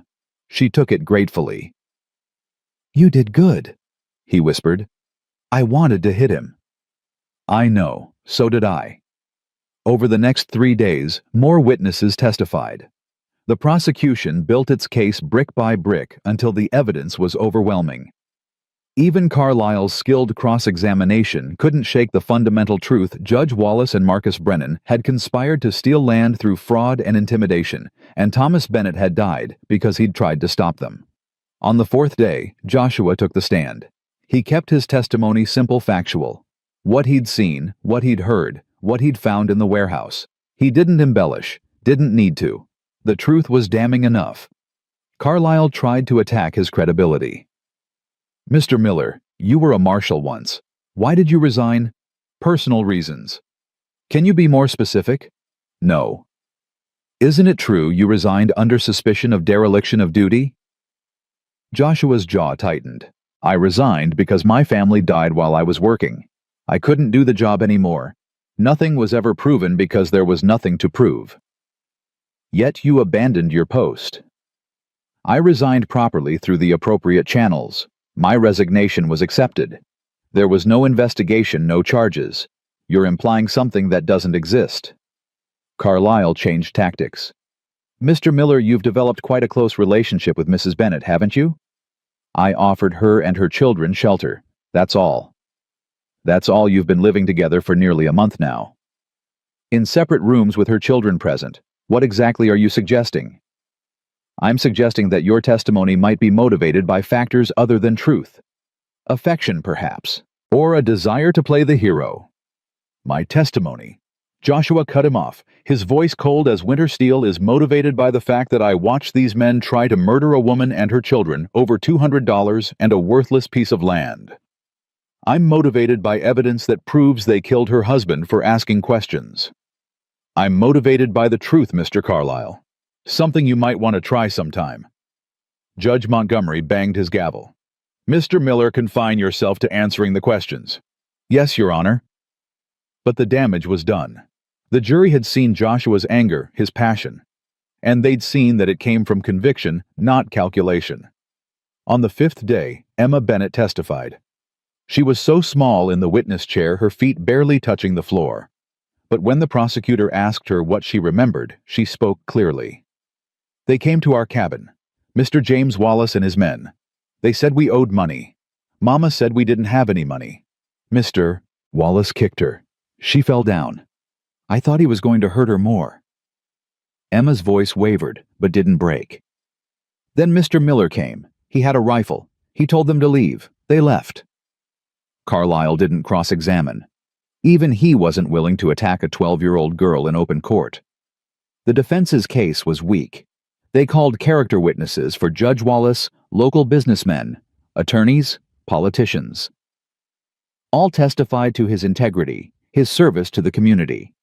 But none could explain away the documents, the ledgers, the evidence of conspiracy. Brennan didn't testify. His lawyers advised against it. Judge Wallace did testify, claiming everything was legitimate business. The debts were real, the land acquisitions legal. He denied knowing about any violence or intimidation. "I'm a circuit judge," he said from the stand, his voice full of wounded dignity. "I've served Montana Territory for 20 years. The idea that I would engage in fraud or conspiracy is preposterous." But the prosecutor destroyed him on cross-examination, going through the documents line by line, showing payments from Brennan, showing the discrepancy between what he paid families and what he charged the railroad, showing letters that proved he knew exactly what was happening. By the end of his testimony, Judge Wallace looked like what he was, a corrupt official caught red-handed. The trial lasted 2 weeks. The jury deliberated for 6 hours. Guilty on all counts. Judge Thaddeus Wallace and Marcus Brennan were convicted of conspiracy fraud and accessory to murder. They would face federal prison probably for the rest of their lives. When the verdict was read, Sarah broke down crying. Joshua held her while she sobbed. And for the first time since Thomas died, she let herself feel the full weight of her grief and rage and relief. Outside the courthouse, a crowd had gathered. The other families from the railroad route, townspeople who'd watched the Wallace family abuse their power for years, reporters from Denver and San Francisco who'd come to cover the trial. Doc Abernathy pushed through the crowd to shake Joshua's hand. "You did it, Miller. You actually did it." "We did it," Joshua corrected. "All of us." Marshal Harrison appeared with news. The railroad's withdrawing from the route. Too much bad publicity. They're going to build further south instead. And the territorial governor has invalidated all of Wallace's land seizures. The families can go home. The properties are theirs again. Sarah looked up at Joshua, tears still streaming. We can go home. But before anyone could respond, a shot rang out. Joshua felt the bullet before he heard it, a white-hot burn across his ribs. He staggered, caught himself against a post. Around him, people screamed and scattered. "Shoot her!" someone yelled. On the roof. Marshal Harrison was already moving, drawing his pistol, shouting orders. Joshua looked up and saw James Wallace silhouetted against the sky, rifle in hand, chambering another round. Time seemed to slow. Joshua saw James aim again, not at him this time, but at Sarah. Saw the man's finger tighten on the trigger. Saw certain death a split second away. Joshua moved without thinking. He threw himself in front of Sarah, drove her to the ground as the second shot rang out. Felt the impact in his left shoulder, felt his arm go numb. Then Harrison's men were firing back, and James Wallace fell from the roof like a puppet with cut strings. Joshua lay on the ground, blood spreading across his shirt. Sarah screaming his name. The world was spinning, going gray at the edges. He tried to tell her he was fine, tried to say it was just a scratch, but the words wouldn't come. Doc Abernathy's face appeared above him. "Someone get me inside. I need a clean room and my bag. Move." They carried Joshua into the nearest building, the general store, and cleared a table. Doc Abernathy cut away his shirt, assessed the damage. Through and through on the ribs, just a graze. The shoulder's worse, bullets still in there. I need to operate. Sarah, I need you to hold him down. I'm fine, Joshua managed to say. You're not fine. You've been shot twice. Be quiet and let me work. The next hour was pain and chaos. Doc dug the bullet out, while Joshua bit down on leather and tried not to scream. Sarah held his hands so tight, he thought his fingers might break. Emma stood in the corner, white-faced and silent. Tommy had been taken outside, spared from seeing this. Finally, Doc straightened up. Got it. He'll live, but he needs rest. No riding, no fighting, no heroics for at least a month. Understand, Miller? Joshua nodded weakly. I mean it. You tear these stitches, you'll bleed out before anyone can help you. I understand. Doc Abernathy cleaned up, packed his bag. James Wallace is dead. Broke his neck in the fall. It's over, Joshua. It's finally over. But Joshua barely heard him. He was looking at Sarah, at the tears streaming down her face, at the way she held his hand like letting go might kill him. You jumped in front of me, she said. You could have died. Couldn't let him shoot you. You idiot, you absolute idiot. She was crying and laughing at the same time. You could have died. But I didn't. Joshua managed a weak smile. Told you I wouldn't fail you. Sarah leaned down and kissed his forehead. You never did. Not once. They kept Joshua in Fort Benton for 3 weeks while he healed. Sarah stayed with him, sleeping in a chair beside his bed, changing his bandages, forcing him to eat, even when he wasn't hungry. Emma read to him books she found in the fort's small library. Tommy drew pictures of horses and mountains, and gave them to Joshua like treasures. Slowly the pain faded. The wounds began to heal. Joshua's strength returned. On a clear morning in late spring, Doc Abernathy finally pronounced him fit to travel. You'll have scars, Doc said, examining the shoulder wound one last time. And that shoulder might ache when it rains. But you'll live. Good enough. They packed what little they had. The territorial governor had sent a letter with official apologies and a payment compensation for what they'd endured. It wasn't much, but it was enough to start over. Marshal Harrison saw them off at the gates. You ever want your badge back, Miller, you let me know. Montana could use more lawmen like you. I'm done with that life, Joshua said. Time for something different. They rode out of Fort Benton on a morning bright with promise. 4 people who'd survived hell together heading home to a ranch in the mountains. Sarah and Emma on one horse, Joshua and Tommy on another. The mountains rose ahead of them, snow-capped and eternal. What happens now? Emma asked as they rode. Joshua looked at Sarah, saw her smile, and felt something in his chest finally unknot something that had been tight for 3 years. "Now we build something new," he said. "Now we live." And for the first time in longer than he could remember, Joshua Miller believed it. The ranch looked different when they returned. Spring had come to the mountains while they'd been gone, melting the snow and turning everything green. Joshua's cabin stood solid against the tree-lined smoke rising from the chimney. Someone had kept the fire going in their absence.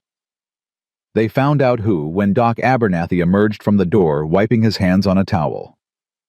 "Figured you'd be back eventually," Doc said, grinning. "Been keeping the place warm. Hope you don't mind." "Mind?" Joshua dismounted carefully, his shoulders still tender. "I'm grateful." "Well, you've got more to be grateful for. Come see." Doc led them around back, and Joshua stopped in his tracks. His small ranch had transformed. New fences marked out pastures. A chicken coop stood where there'd been nothing before. Someone had repaired the barn roof and added a lean-to for storage. 3 horses grazed in the field, not Joshua's horses, but healthy animals that looked ready for work. "What is all this?" Sarah asked Tommy, still in her arms. "The other families from the railroad route," Doc explained. "The Johnsons, the Krugers, the Mendozas. Once they got their land back, they wanted to do something for you, for both of you. So they've been coming by in shifts fixing things up. Building, preparing." "Preparing for what?" Joshua's voice was rough with emotion he couldn't quite name. "For what comes next." Doc pulled a folded paper from his pocket. "This came from the territorial governor, official grant. He's opening up the land that was supposed to go to the railroad, all 15 properties, plus the connecting parcels. Any family willing to work it can claim 160 acres, free and clear." Sarah's hand found Joshua's. "That's homestead land." "More than that. It's a chance to build something real, a community. Town maybe if enough people come." Doc looked at them both. "Governor wants you two to oversee it. Says Montana needs more people who'll fight for what's right instead of just what's profitable." Joshua looked at Sarah, saw hope and fear warring in her eyes. "That's a big ask." "It is," Doc agreed. "But you'd be good at it. Both of you. You've already proven you can stand up to power. Imagine what you could do with it." That night, after the children were asleep, and Doc had ridden back to town, Joshua and Sarah sat on the porch, passing a cup of coffee between them. "What do you think?" Sarah asked finally. "About the governor's offer. About all of it. Building a community. More people coming. Everything changing." Joshua was quiet for a long moment, listening to the night sounds, owls in the pines, wind in the grass, the creek running somewhere below the cabin. "3 years ago," he said finally, "I came here to die. Not physically maybe, but in every way that mattered. I wanted silence and isolation, and nothing that could hurt me again." He turned to look at her. "Then you came, and Tommy and Emma, and suddenly I had reasons to be alive again, reasons to fight." "Is that a yes?" "It's a yes to whatever you want, Sarah. You want to build a community here, we'll build it. You want to move to Helena and start fresh somewhere no one knows us, we'll do that. You want to take the children and go back east away from all this." "I want to stay." Sarah's voice was firm. "I want to stay here with you and build something good, something Thomas would have wanted, something our children can grow up in without fear." Joshua nodded slowly. "Then that's what we'll do." "Just like that." "Just like that." Sarah smiled, but it faded quickly. "Joshua, there's something I need to ask you, something I've been afraid to ask." "Ask it." "What are we?" "You and me. Because we're living together, raising children together, building a future together. But I don't know what to call us. I don't know what this is."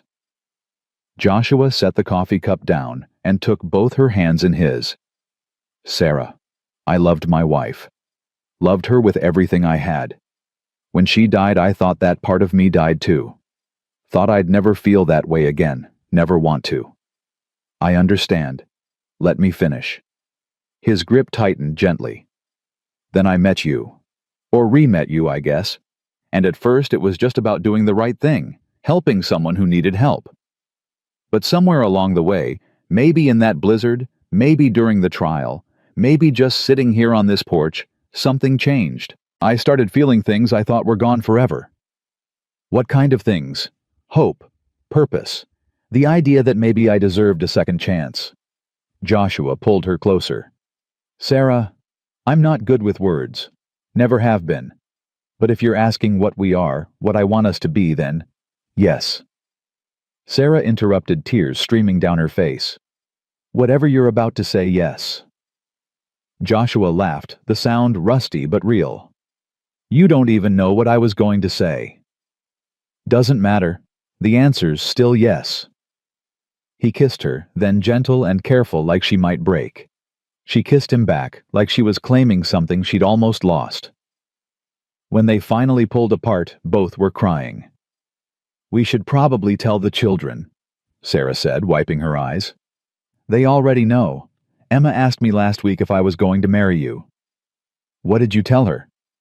I told her I was waiting for her mother to ask me. Sarah laughed, punched his good shoulder lightly. That's not how it works. Isn't it? You're the one who kept asking what we were. All right, fine. Sarah stood up, pulled him to his feet. Joshua Miller, will you marry me and help me raise these children and build this community and probably drive me crazy for the next 40 years? Sarah Bennett, I will. They married 3 weeks later in a ceremony Doc Abernathy officiated, since the nearest preacher was 2 days' ride away. Emma cried happy tears. Tommy asked if this meant Joshua was his new papa. Joshua said yes, his voice breaking on the word. The other families came: the Johnsons with their 3 boys, the Krugers with their twin daughters, the Mendozas with their grandmother, who barely spoke English but smiled at everyone. They brought food and gifts and promises to help build. Sheriff Thompson came too, hat in hand, looking uncomfortable. I know I don't deserve to be here, he said to Joshua. I should have helped Mrs. Bennett when she first came to me. Should have investigated Wallace instead of looking the other way. But I want you to know I'm trying to do better. Be better. Joshua studied the man for a long moment. You testify at the trial. That took courage. Took me too long to find it. Maybe. But you found it eventually. That counts for something. Joshua held out his hand. We're building something new here. Could use a lawman who's learned from his mistakes. Thompson shook his hand, relief clear on his face. I'll do right by you, I swear it. The weeks that followed were a blur of activity. More families arrived, drawn by the promise of free land and a fresh start. Some were miners who'd lost their claims. Others were farmers fleeing drought in Kansas. A few were simply drifters looking for a place to belong. Joshua and Sarah became the unofficial leaders, settling disputes, organizing work parties, making decisions about where to build what. It wasn't a role Joshua had wanted, but it was one he'd grown into without realizing. One morning, a wagon appeared on the road carrying a thin man in his 50s and 3 teenage children. Name's Robert Hendricks, the man introduced himself. Used to be a school teacher back in Missouri. Heard you folks were building a town. Figured you might need someone to teach the children. Sarah's face lit up. A school. Joshua, we could have a real school. Can you pay? Hendricks asked. I don't need much, just enough to feed my kids and keep a roof over our heads. We'll figure something out, Joshua said. Right now we've got a dozen children running around with no education. That needs to change. They gave Hendricks one of the new cabins being built and promised to construct a schoolhouse by fall. Emma volunteered to help teach the younger children. Tommy was skeptical about the whole enterprise until Hendricks told him schools had maps of the whole world, and then the boy was convinced. As summer deepened, the settlement took shape. What started as Joshua's lonely ranch became a cluster of cabins, then a proper community. Someone suggested they needed a name. Bennett's Landing, Doc Abernathy proposed. After Thomas, he started this whole thing in a way. If he hadn't documented Wallace's crimes, none of us would be here. Sarah wiped her eyes and nodded. Thomas would have liked that. But the growth brought new challenges. A fight broke out between two families over water rights. Someone's cattle kept breaking into someone else's garden. The Krugers' oldest daughter got pregnant by one of the Johnson boys, and both families were furious. Joshua found himself settling disputes he'd never imagined having to settle. Was this really what he'd signed up for? Being a judge without a courthouse? A lawman without a badge? A leader without wanting to lead? One night, frustrated after a particularly ugly argument about fence lines, he told Sarah he was done. Let them sort out their own problems. I'm not a politician. I'm not a judge. I'm just a man who wanted to live quietly. No, you're not. Sarah's voice was gentle but firm. You're a man who saved a widow and her children because it was the right thing to do. You're a man who fought corruption because someone needed to. You're a man these people look up to because you've proven yourself worthy of it. I don't want to be worthy. I just want to go back to being alone and miserable, to chop wood and wait to die. Sarah took his face in her hands. Joshua, you're alive again. Really alive. Don't you dare retreat back into that shell because leadership is hard. People are hard. Yes, they are. But they're also worth it. Those children learning to read. Those families building homes. That future we're creating, it's messy and complicated and frustrating. But it matters. You matter. Joshua pulled her close, buried his face in her hair. I don't know if I can do this. You don't have to do it alone. That's the whole point of community. She was right, and Joshua knew it. But knowing something and accepting it were different things. The breaking point came in late August. A group of newcomers arrived, 5 men and 2 women, led by a man named Garrett, who'd been a bounty hunter before the war. They claimed land on the eastern edge of the settlement and immediately started causing problems. Drunk and disorderly, fighting with neighbors, making crude comments to the women. Joshua warned them twice to settle down or leave. They ignored him. The third time, Garrett showed up at Joshua's door, drunk and belligerent. Who made you king? Garrett sneered. You don't own this land. You don't make the rules. No one's king, Joshua said, keeping his voice level. But we've got rules everyone agreed to. No fighting, no stealing, no threatening families. You've broken all 3. Or what, you'll make us leave? Garrett laughed. You and what army? Behind Joshua. Sarah stepped out with his rifle. Him and this army. The other families had gathered: the Johnsons, the Krugers, the Mendozas, Doc Abernathy, Sheriff Thompson, all armed, all standing together. You've got until morning to pack your things, Thompson said, his voice carrying the authority of his badge. After that, we escort you out, by force if necessary. Garrett looked at the assembled crowd, calculating his odds. Smart enough to know he was beaten, he spat at Joshua's feet and stalked off.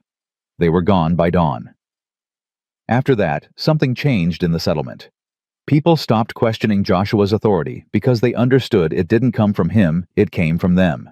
They'd chosen to follow, chosen to support, chosen to build together. By autumn, Bennett's Landing had 40 families.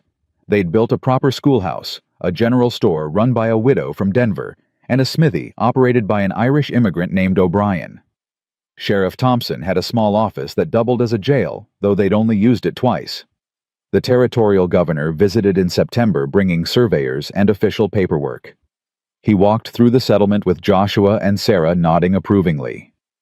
This is what Montana needs, he said. Not mining camps that disappear when the gold runs out. Real towns, real communities, people invested in the future. We're doing our best, Sarah said. You're doing more than that. You're setting an example. The governor turned to Joshua. I meant what I said in my letter. Montana needs leaders like you. Have you thought about running for territorial legislature? Joshua nearly choked. Absolutely not. Why not? Because I'm a rancher who can barely read legal documents. I've got no business in government. You've got integrity and courage. That's rarer than education. The governor smiled. Think about it. The territory's changing. We need people who'll fight for settlers, not just mining interests and railroads. After the governor left, Joshua turned to Sarah. "Please tell me you're not going to encourage this. I think you'd be good at it." "Sarah, I'm not saying you have to, but I'm also not saying you shouldn't." She took his hand. "Joshua, a year ago you were alone in a cabin waiting to die. Look at what you've built. Look at what we've built. Maybe the governor's right. Maybe you could do the same thing on a bigger scale. Or maybe I could just focus on being a good husband and father and let someone else save the territory." Sarah laughed. "That's a fair point." They compromised. Joshua agreed to consider it, but not decide until after winter. If Bennett's Landing survived its first brutal Montana winter, if the community held together when things got hard, then maybe he'd think about a bigger role. Winter came early and harsh. Snow fell in October and didn't stop until March. They lost 2 families who couldn't handle the isolation and cold, but the others pulled together, sharing food, fuel, and warmth. The schoolhouse became a gathering place where people told stories and sang songs and remembered they weren't alone. Tommy's breathing stayed strong through the winter. The medicine from Denver had arrived in November, and Doc Abernathy administered it faithfully. The boy still wheezed on bad days, but nothing like before. Emma turned 13 and started helping Hendricks teach the younger children. She had a gift for it, patient and clear in her explanations. Sarah watched her daughter bloom with pride, so fierce it hurt. On a February night, when the snow was too deep to travel and the wind howled like wolves, Sarah went into labor. Joshua had delivered calves and foals, but never a human baby. He was terrified. Doc Abernathy was snowed in at the Kruger place 2 miles away and unreachable in the storm. "You can do this," Sarah told him between contractions. "Joshua, look at me. You can do this." "I don't know what I'm doing?" "Neither do I. It's my first time giving birth." Sarah managed a pained laugh. "We'll figure it out together." Emma boiled water. Tommy stayed out of the way but kept watch at the window, as if willing Doc Abernathy to appear through the storm. Joshua held Sarah's hand and tried to remember everything his mother had told him about birthing back when he was a boy on a farm in Ohio. The labor lasted 8 hours. Just before dawn, when Joshua was certain something had gone terribly wrong, Sarah gave one final push, and a baby's cry filled the cabin. A girl, small but healthy, with Sarah's dark hair and lungs that worked perfectly. Joshua wrapped her in a clean blanket, his hands shaking so badly he could barely tie the knot. When he placed the baby in Sarah's arms, he saw tears streaming down her face. "She's perfect," Sarah whispered. "Joshua, she's perfect." Emma and Tommy crowded close, staring at their new sister with wonder. The baby yawned, opened her eyes, and seemed to look directly at Joshua. Something in his chest cracked open, something that had been frozen since he'd buried his son 3 years ago. He was a father again. Not a replacement for what he'd lost, but something new and precious and terrifying. "What should we name her?" Sarah asked. Joshua thought of his wife dead these 3 years. Thought of how she'd wanted a daughter, had picked out names before she got sick. Grace. She'd wanted to name a daughter Grace. "Grace," he said softly. "If that's all right with you." Sarah smiled through her tears. "Grace Bennett Miller. It's perfect." Doc Abernathy arrived 2 hours later, breaking through the snowdrifts, and found them all asleep. Sarah with the baby on her chest, Joshua slumped in a chair beside them, Emma and Tommy curled on the floor nearby. "Well," Doc said to no one in particular, "looks like you managed fine without me." Spring came eventually, as it always did. The snow melted, the creeks ran high, and green returned to the world. Bennett's Landing had survived its first winter, and something about that survival had forged the settlement into a real community. More families arrived with the thaw. A carpenter from Pennsylvania, a doctor who'd lost his practice to debt back east, a preacher who'd been traveling through and decided to stay. The settlement was becoming a real town. In April, a delegation from Helena arrived with an offer. Montana Territory was preparing for statehood. They needed representatives who understood frontier life, who could speak for settlers instead of just mining interests. They wanted Joshua Miller to run for the territorial legislature. Joshua stood on his porch, Grace asleep against his shoulder, and looked at the town he'd helped build. At the school where Emma taught. At the houses where families lived without fear. At Sarah tending her garden with Tommy's help. "What do you think?" he asked Sarah later that night. "I think you'll do whatever's right. You always do." "That's not an answer." "Yes, it is." Sarah took Grace began nursing her. "Joshua, I can't tell you whether to do this. It has to be your choice. But I will say this. You've already changed so many lives. Imagine what you could do with an official voice. A vote. Real power to make things better. Or I could fail. Could compromise too much. Could become another politician who forgets where he came from." "You won't. You're not built that way." Sarah looked up at him. "But if you're really worried, then don't do it. Stay here, build fences and raise cattle, and watch your daughter grow up." "That's not a small thing, Joshua. That's everything." He thought about it for days. Prayed about it, though he wasn't sure he believed in prayer anymore. Talked to Doc Abernathy and Sheriff Thompson and the other families. Everyone had opinions, but none of them could make the decision for him. Finally, standing at Thomas Bennett's grave, they'd buried him properly once the ground thawed. Joshua found his answer. "I can't bring you back," he said to the marker. "Can't undo what happened. But I can make sure it means something. Make sure other families don't face what Sarah and the children faced. That's worth fighting for. That's worth the risk." He rode to Helena the next week and accepted the nomination. The campaign would be hard, the election uncertain.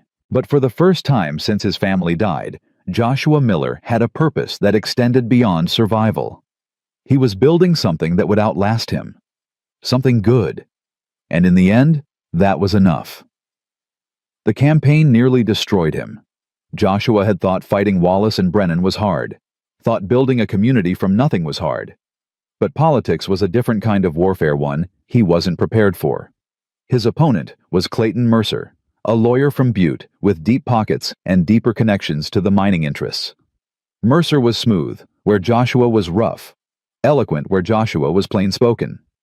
He had newspapers backing him, money flowing from San Francisco investors, and a smile that never quite reached his eyes. "Miller's a vigilante," Mercer told crowds in Helena. "A man who takes the law into his own hands. Do we really want someone like that making our laws?" Joshua countered the only way he knew how with truth. He traveled from town to town, speaking in saloons and church halls, telling his story. Telling Sarah's story. Telling the story of families crushed by corruption and greed. "Montana's changing," he told a crowd in Virginia City. "We can change toward justice and fairness, or we can change toward whoever has the most money and the least conscience. That's the choice, not between me and Mercer, between what kind of territory we want to be." But truth didn't always win against money. Mercer's campaign bought endorsements from newspapers paid for rallies that drew hundreds. They dug into Joshua's past, found the story about his resignation as Marshall twisted it into a narrative about a man who abandoned his duty. "He couldn't protect his own family," one article read. "How can he protect Montana?" Sarah found him reading that article, crumpling it in his fist, fighting tears of rage and grief. "Don't," she said, taking the paper from him. "Don't let them make you ashamed of surviving. They're using my dead wife and son as a campaign weapon. They're desperate. That means you're winning." Sarah pulled him close. "Joshua, you're scaring them.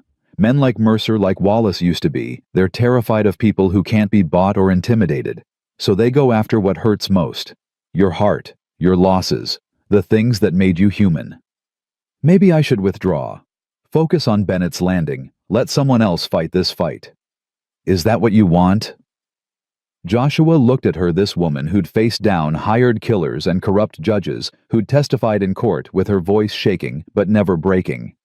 "No. But I don't want to put you and the children through this either. We're already through it. The question is whether we see it to the end." Sarah's grip tightened. "Joshua, we've fought too hard to quit now. Thomas died fighting corruption. You nearly died fighting it. We don't get to stop just because it gets uncomfortable." So Joshua kept campaigning, kept speaking truth to crowds that sometimes cheered and sometimes jeered. Sarah traveled with him when she could, Grace strapped to her chest, telling her own story about what happened when power went unchecked. Emma and Tommy stayed in Bennett's Landing with Doc Abernathy, and every night Joshua felt the guilt of being an absent father. He'd promised himself after losing his first family that he'd never prioritize work over family again. Yet here he was doing exactly that. "It's temporary," Sarah reminded him during a rare night together. "A few months of absence for a lifetime of change. The children understand." "Do they?" "Emma does. She told me she's proud of you. Said you're fighting for people who can't fight for themselves, just like you fought for us." "And Tommy?" Sarah smiled sadly. "Tommy misses you. But he also drew a picture of you standing in front of a big building labeled Territory House. He knows what you're doing matters." The election was set for November. By October, the campaign had become brutal. Mercer's people spread rumors that Joshua was secretly working for competing mining interests, that he'd taken bribes, that his marriage to Sarah was a scandal because they'd been living together before they wed. She was a widow and he was unmarried. One newspaper editorial sneered, "Living together alone in the wilderness. One wonders what really transpired before their hasty marriage." That one sent Sarah into a cold fury Joshua had never seen before. She wrote a response and paid to have it published in every newspaper that would print it.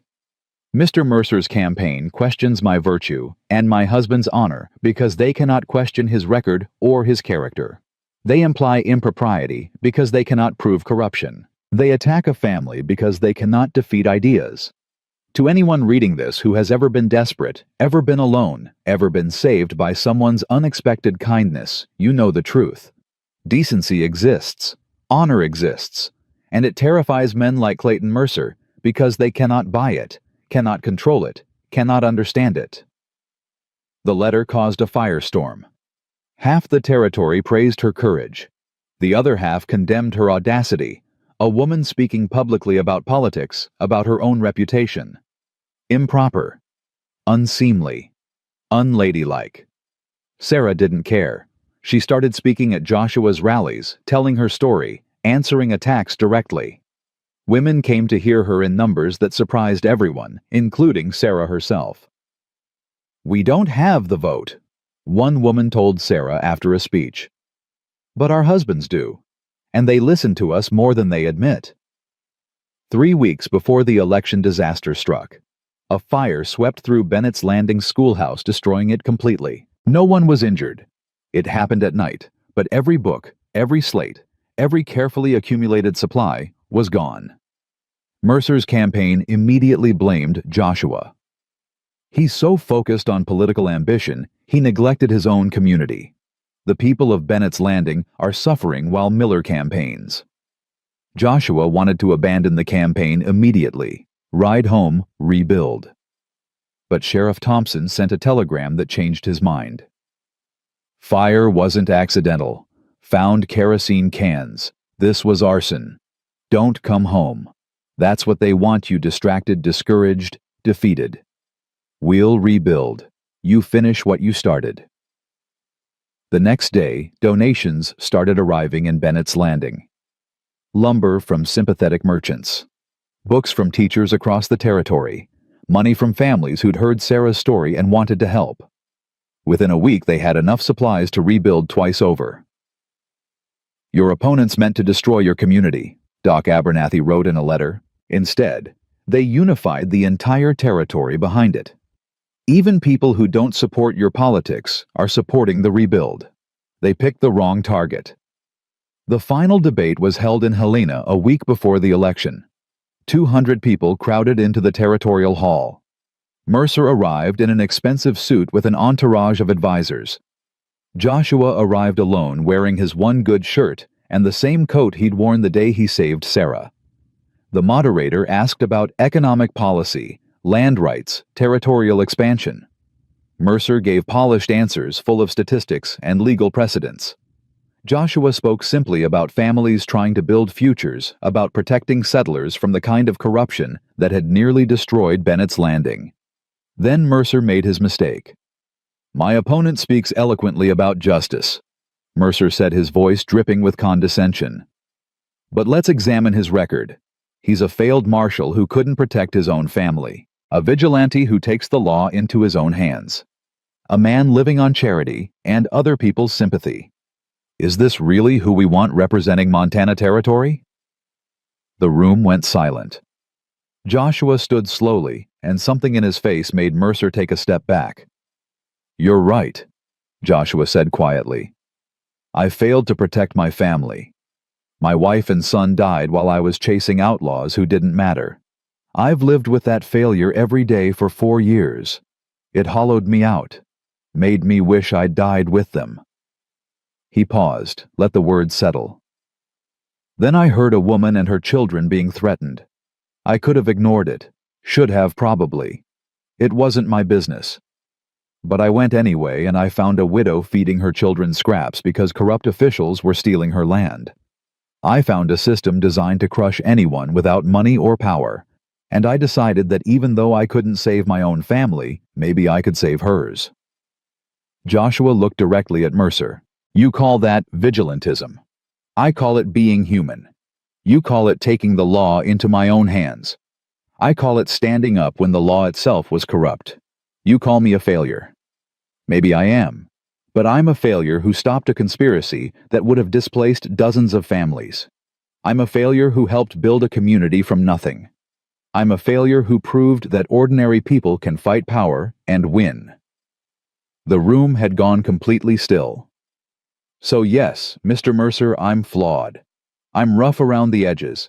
I don't have your education or your polish or your wealthy backers. But I have something you'll never have. I know what it means to lose everything and keep fighting anyway. I know what it means to be powerless and desperate, and I'll never forget it no matter how many elections I win or lose." Joshua sat down to thunderous applause. Mercer tried to respond, but his words sounded hollow after Joshua's raw honesty. Election day came cold and clear. Joshua voted in Bennett's Landing, then spent the day helping rebuild the schoolhouse. By sunset, they'd framed the walls. By the time the polls closed, they'd raised the roof. The results came in slowly over the next 3 days as votes were counted and tallied across the vast territory. Bennett's Landing went overwhelmingly for Joshua. So did most of the small settlements. But the mining towns leaned toward Mercer, and the cities were split. On the third day, a rider arrived with a telegram from Helena. Joshua Miller, 3,847 votes. Clayton Mercer, 3,201 votes. He'd won by 646 votes out of nearly 7,000 cast. Sarah grabbed him, and they stood there in the middle of the unfinished schoolhouse, holding each other while the community cheered around them. "You did it," she whispered. "Joshua, you actually did it. We did it. All of us." That night, they gathered everyone in Bennett's Landing for a celebration. The Johnsons brought venison. The Krugers brought beer they'd been brewing. The Mendozas brought guitars and songs. Even Sheriff Thompson showed up with a bottle of whiskey he'd been saving for a special occasion. Doc Abernathy raised a toast. "To Joshua Miller, who came to Montana to die alone, and instead gave all of us a reason to live together." "To Sarah Miller," someone else shouted, "who proved that speaking truth is more powerful than any campaign fund." "To Bennett's Landing," another voice called, "the town that refused to die." They drank and sang and told stories late into the night. Emma danced with the Johnson boys. Tommy fell asleep on Joshua's lap. Grace nursed peacefully, while Sarah hummed an old song from Pennsylvania. As the celebration wound down and people drifted home, Joshua found himself standing outside with Doc Abernathy looking at the stars. "You ready for Helena?" Doc asked. "For being a legislator?" "No. But I wasn't ready to be a marshal either, or a husband the second time around, or a father again. Seems like the important things always happen before you're ready." "That's wisdom right there." Doc clapped him on the shoulder. "You're going to do good things, Joshua. Change things that need changing. Fight fights that need fighting. Or I'll compromise too much and accomplish nothing. Possible, but I doubt it. You're too stubborn to quit and too honest to sell out. That's a rare combination." Inside the cabin, Sarah was putting the children to bed. Joshua watched through the window.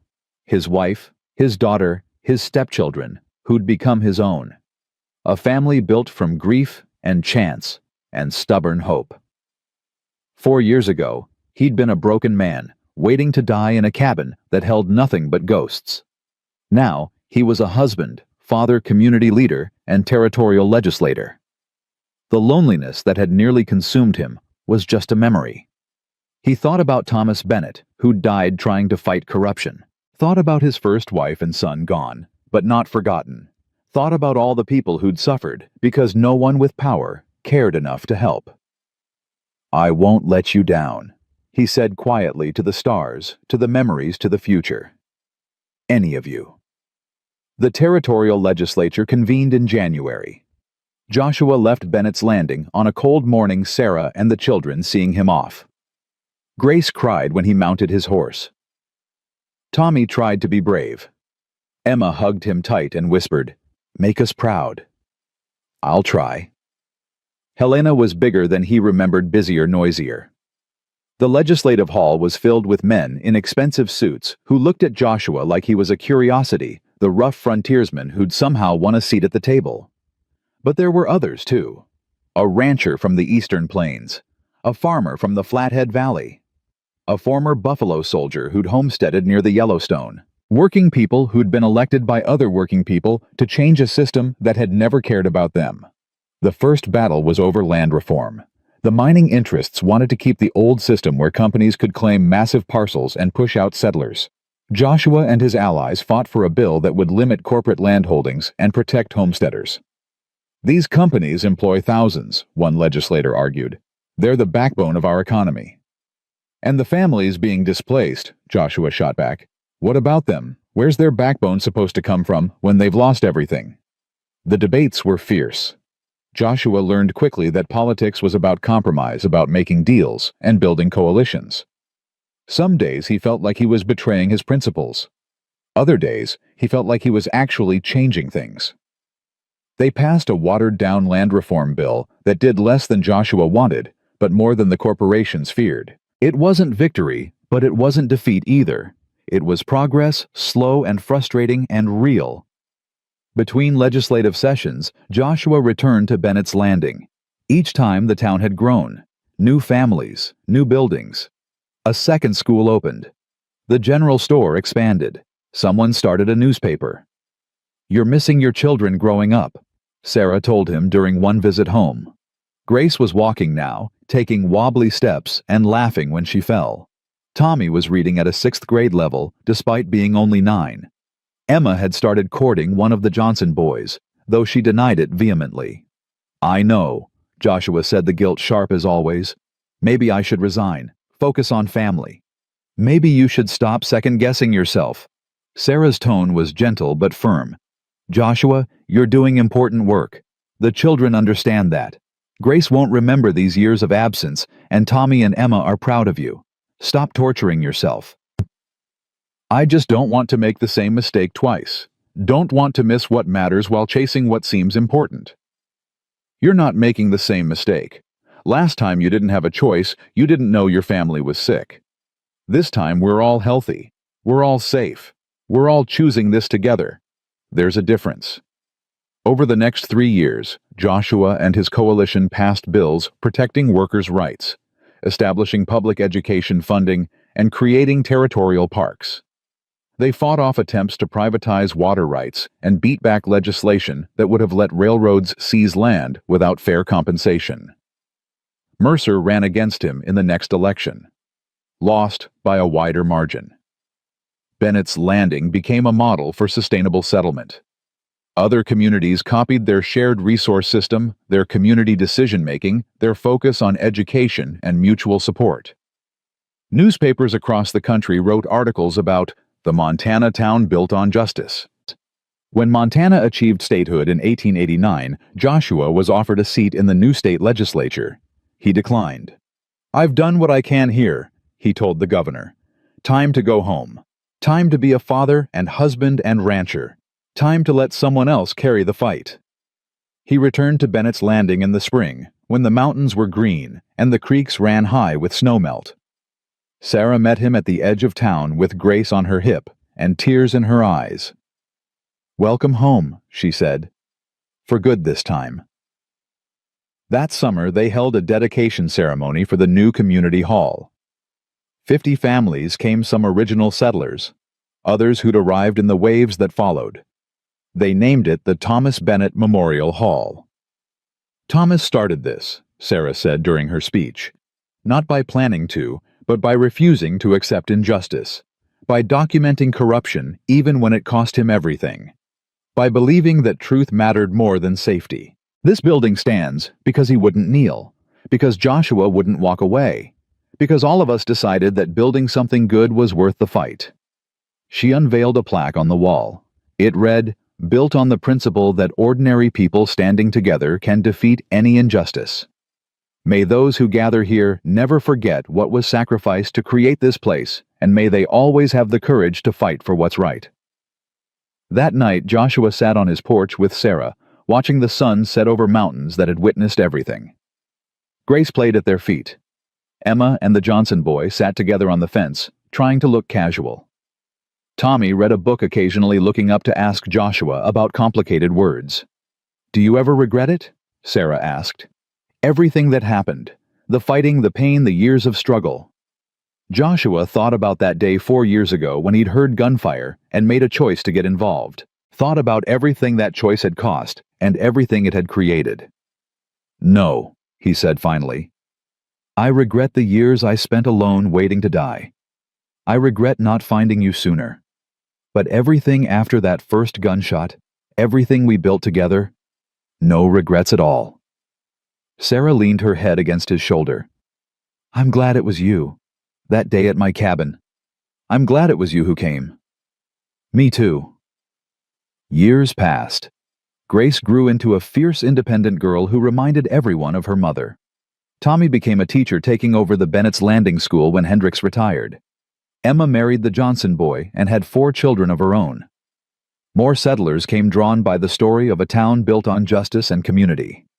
Bennett's Landing became a small city with churches and schools and businesses that stretched for blocks. But it never forgot its founding principles, that people mattered more than profit, that justice was worth fighting for, that ordinary courage could change the world.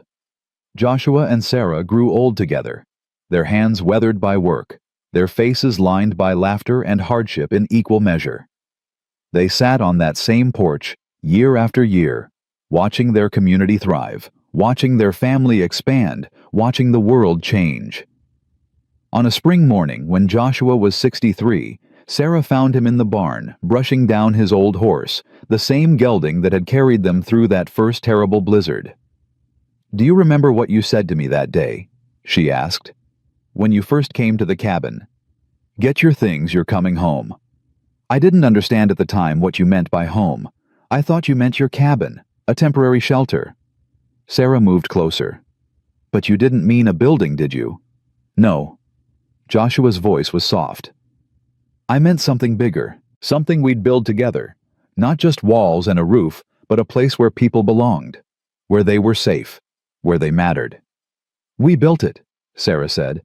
"Not just for us, but for hundreds of families. We built home." Joshua pulled her close, this woman who'd changed his life by needing his help. "Couldn't have done it without you." "Yes, you could have, but I'm glad you didn't have to." They stood together in the warm barn, surrounded by the sounds of a living, breathing community they'd created from nothing but stubbornness and hope. Outside, children played in streets where once there'd been only wilderness.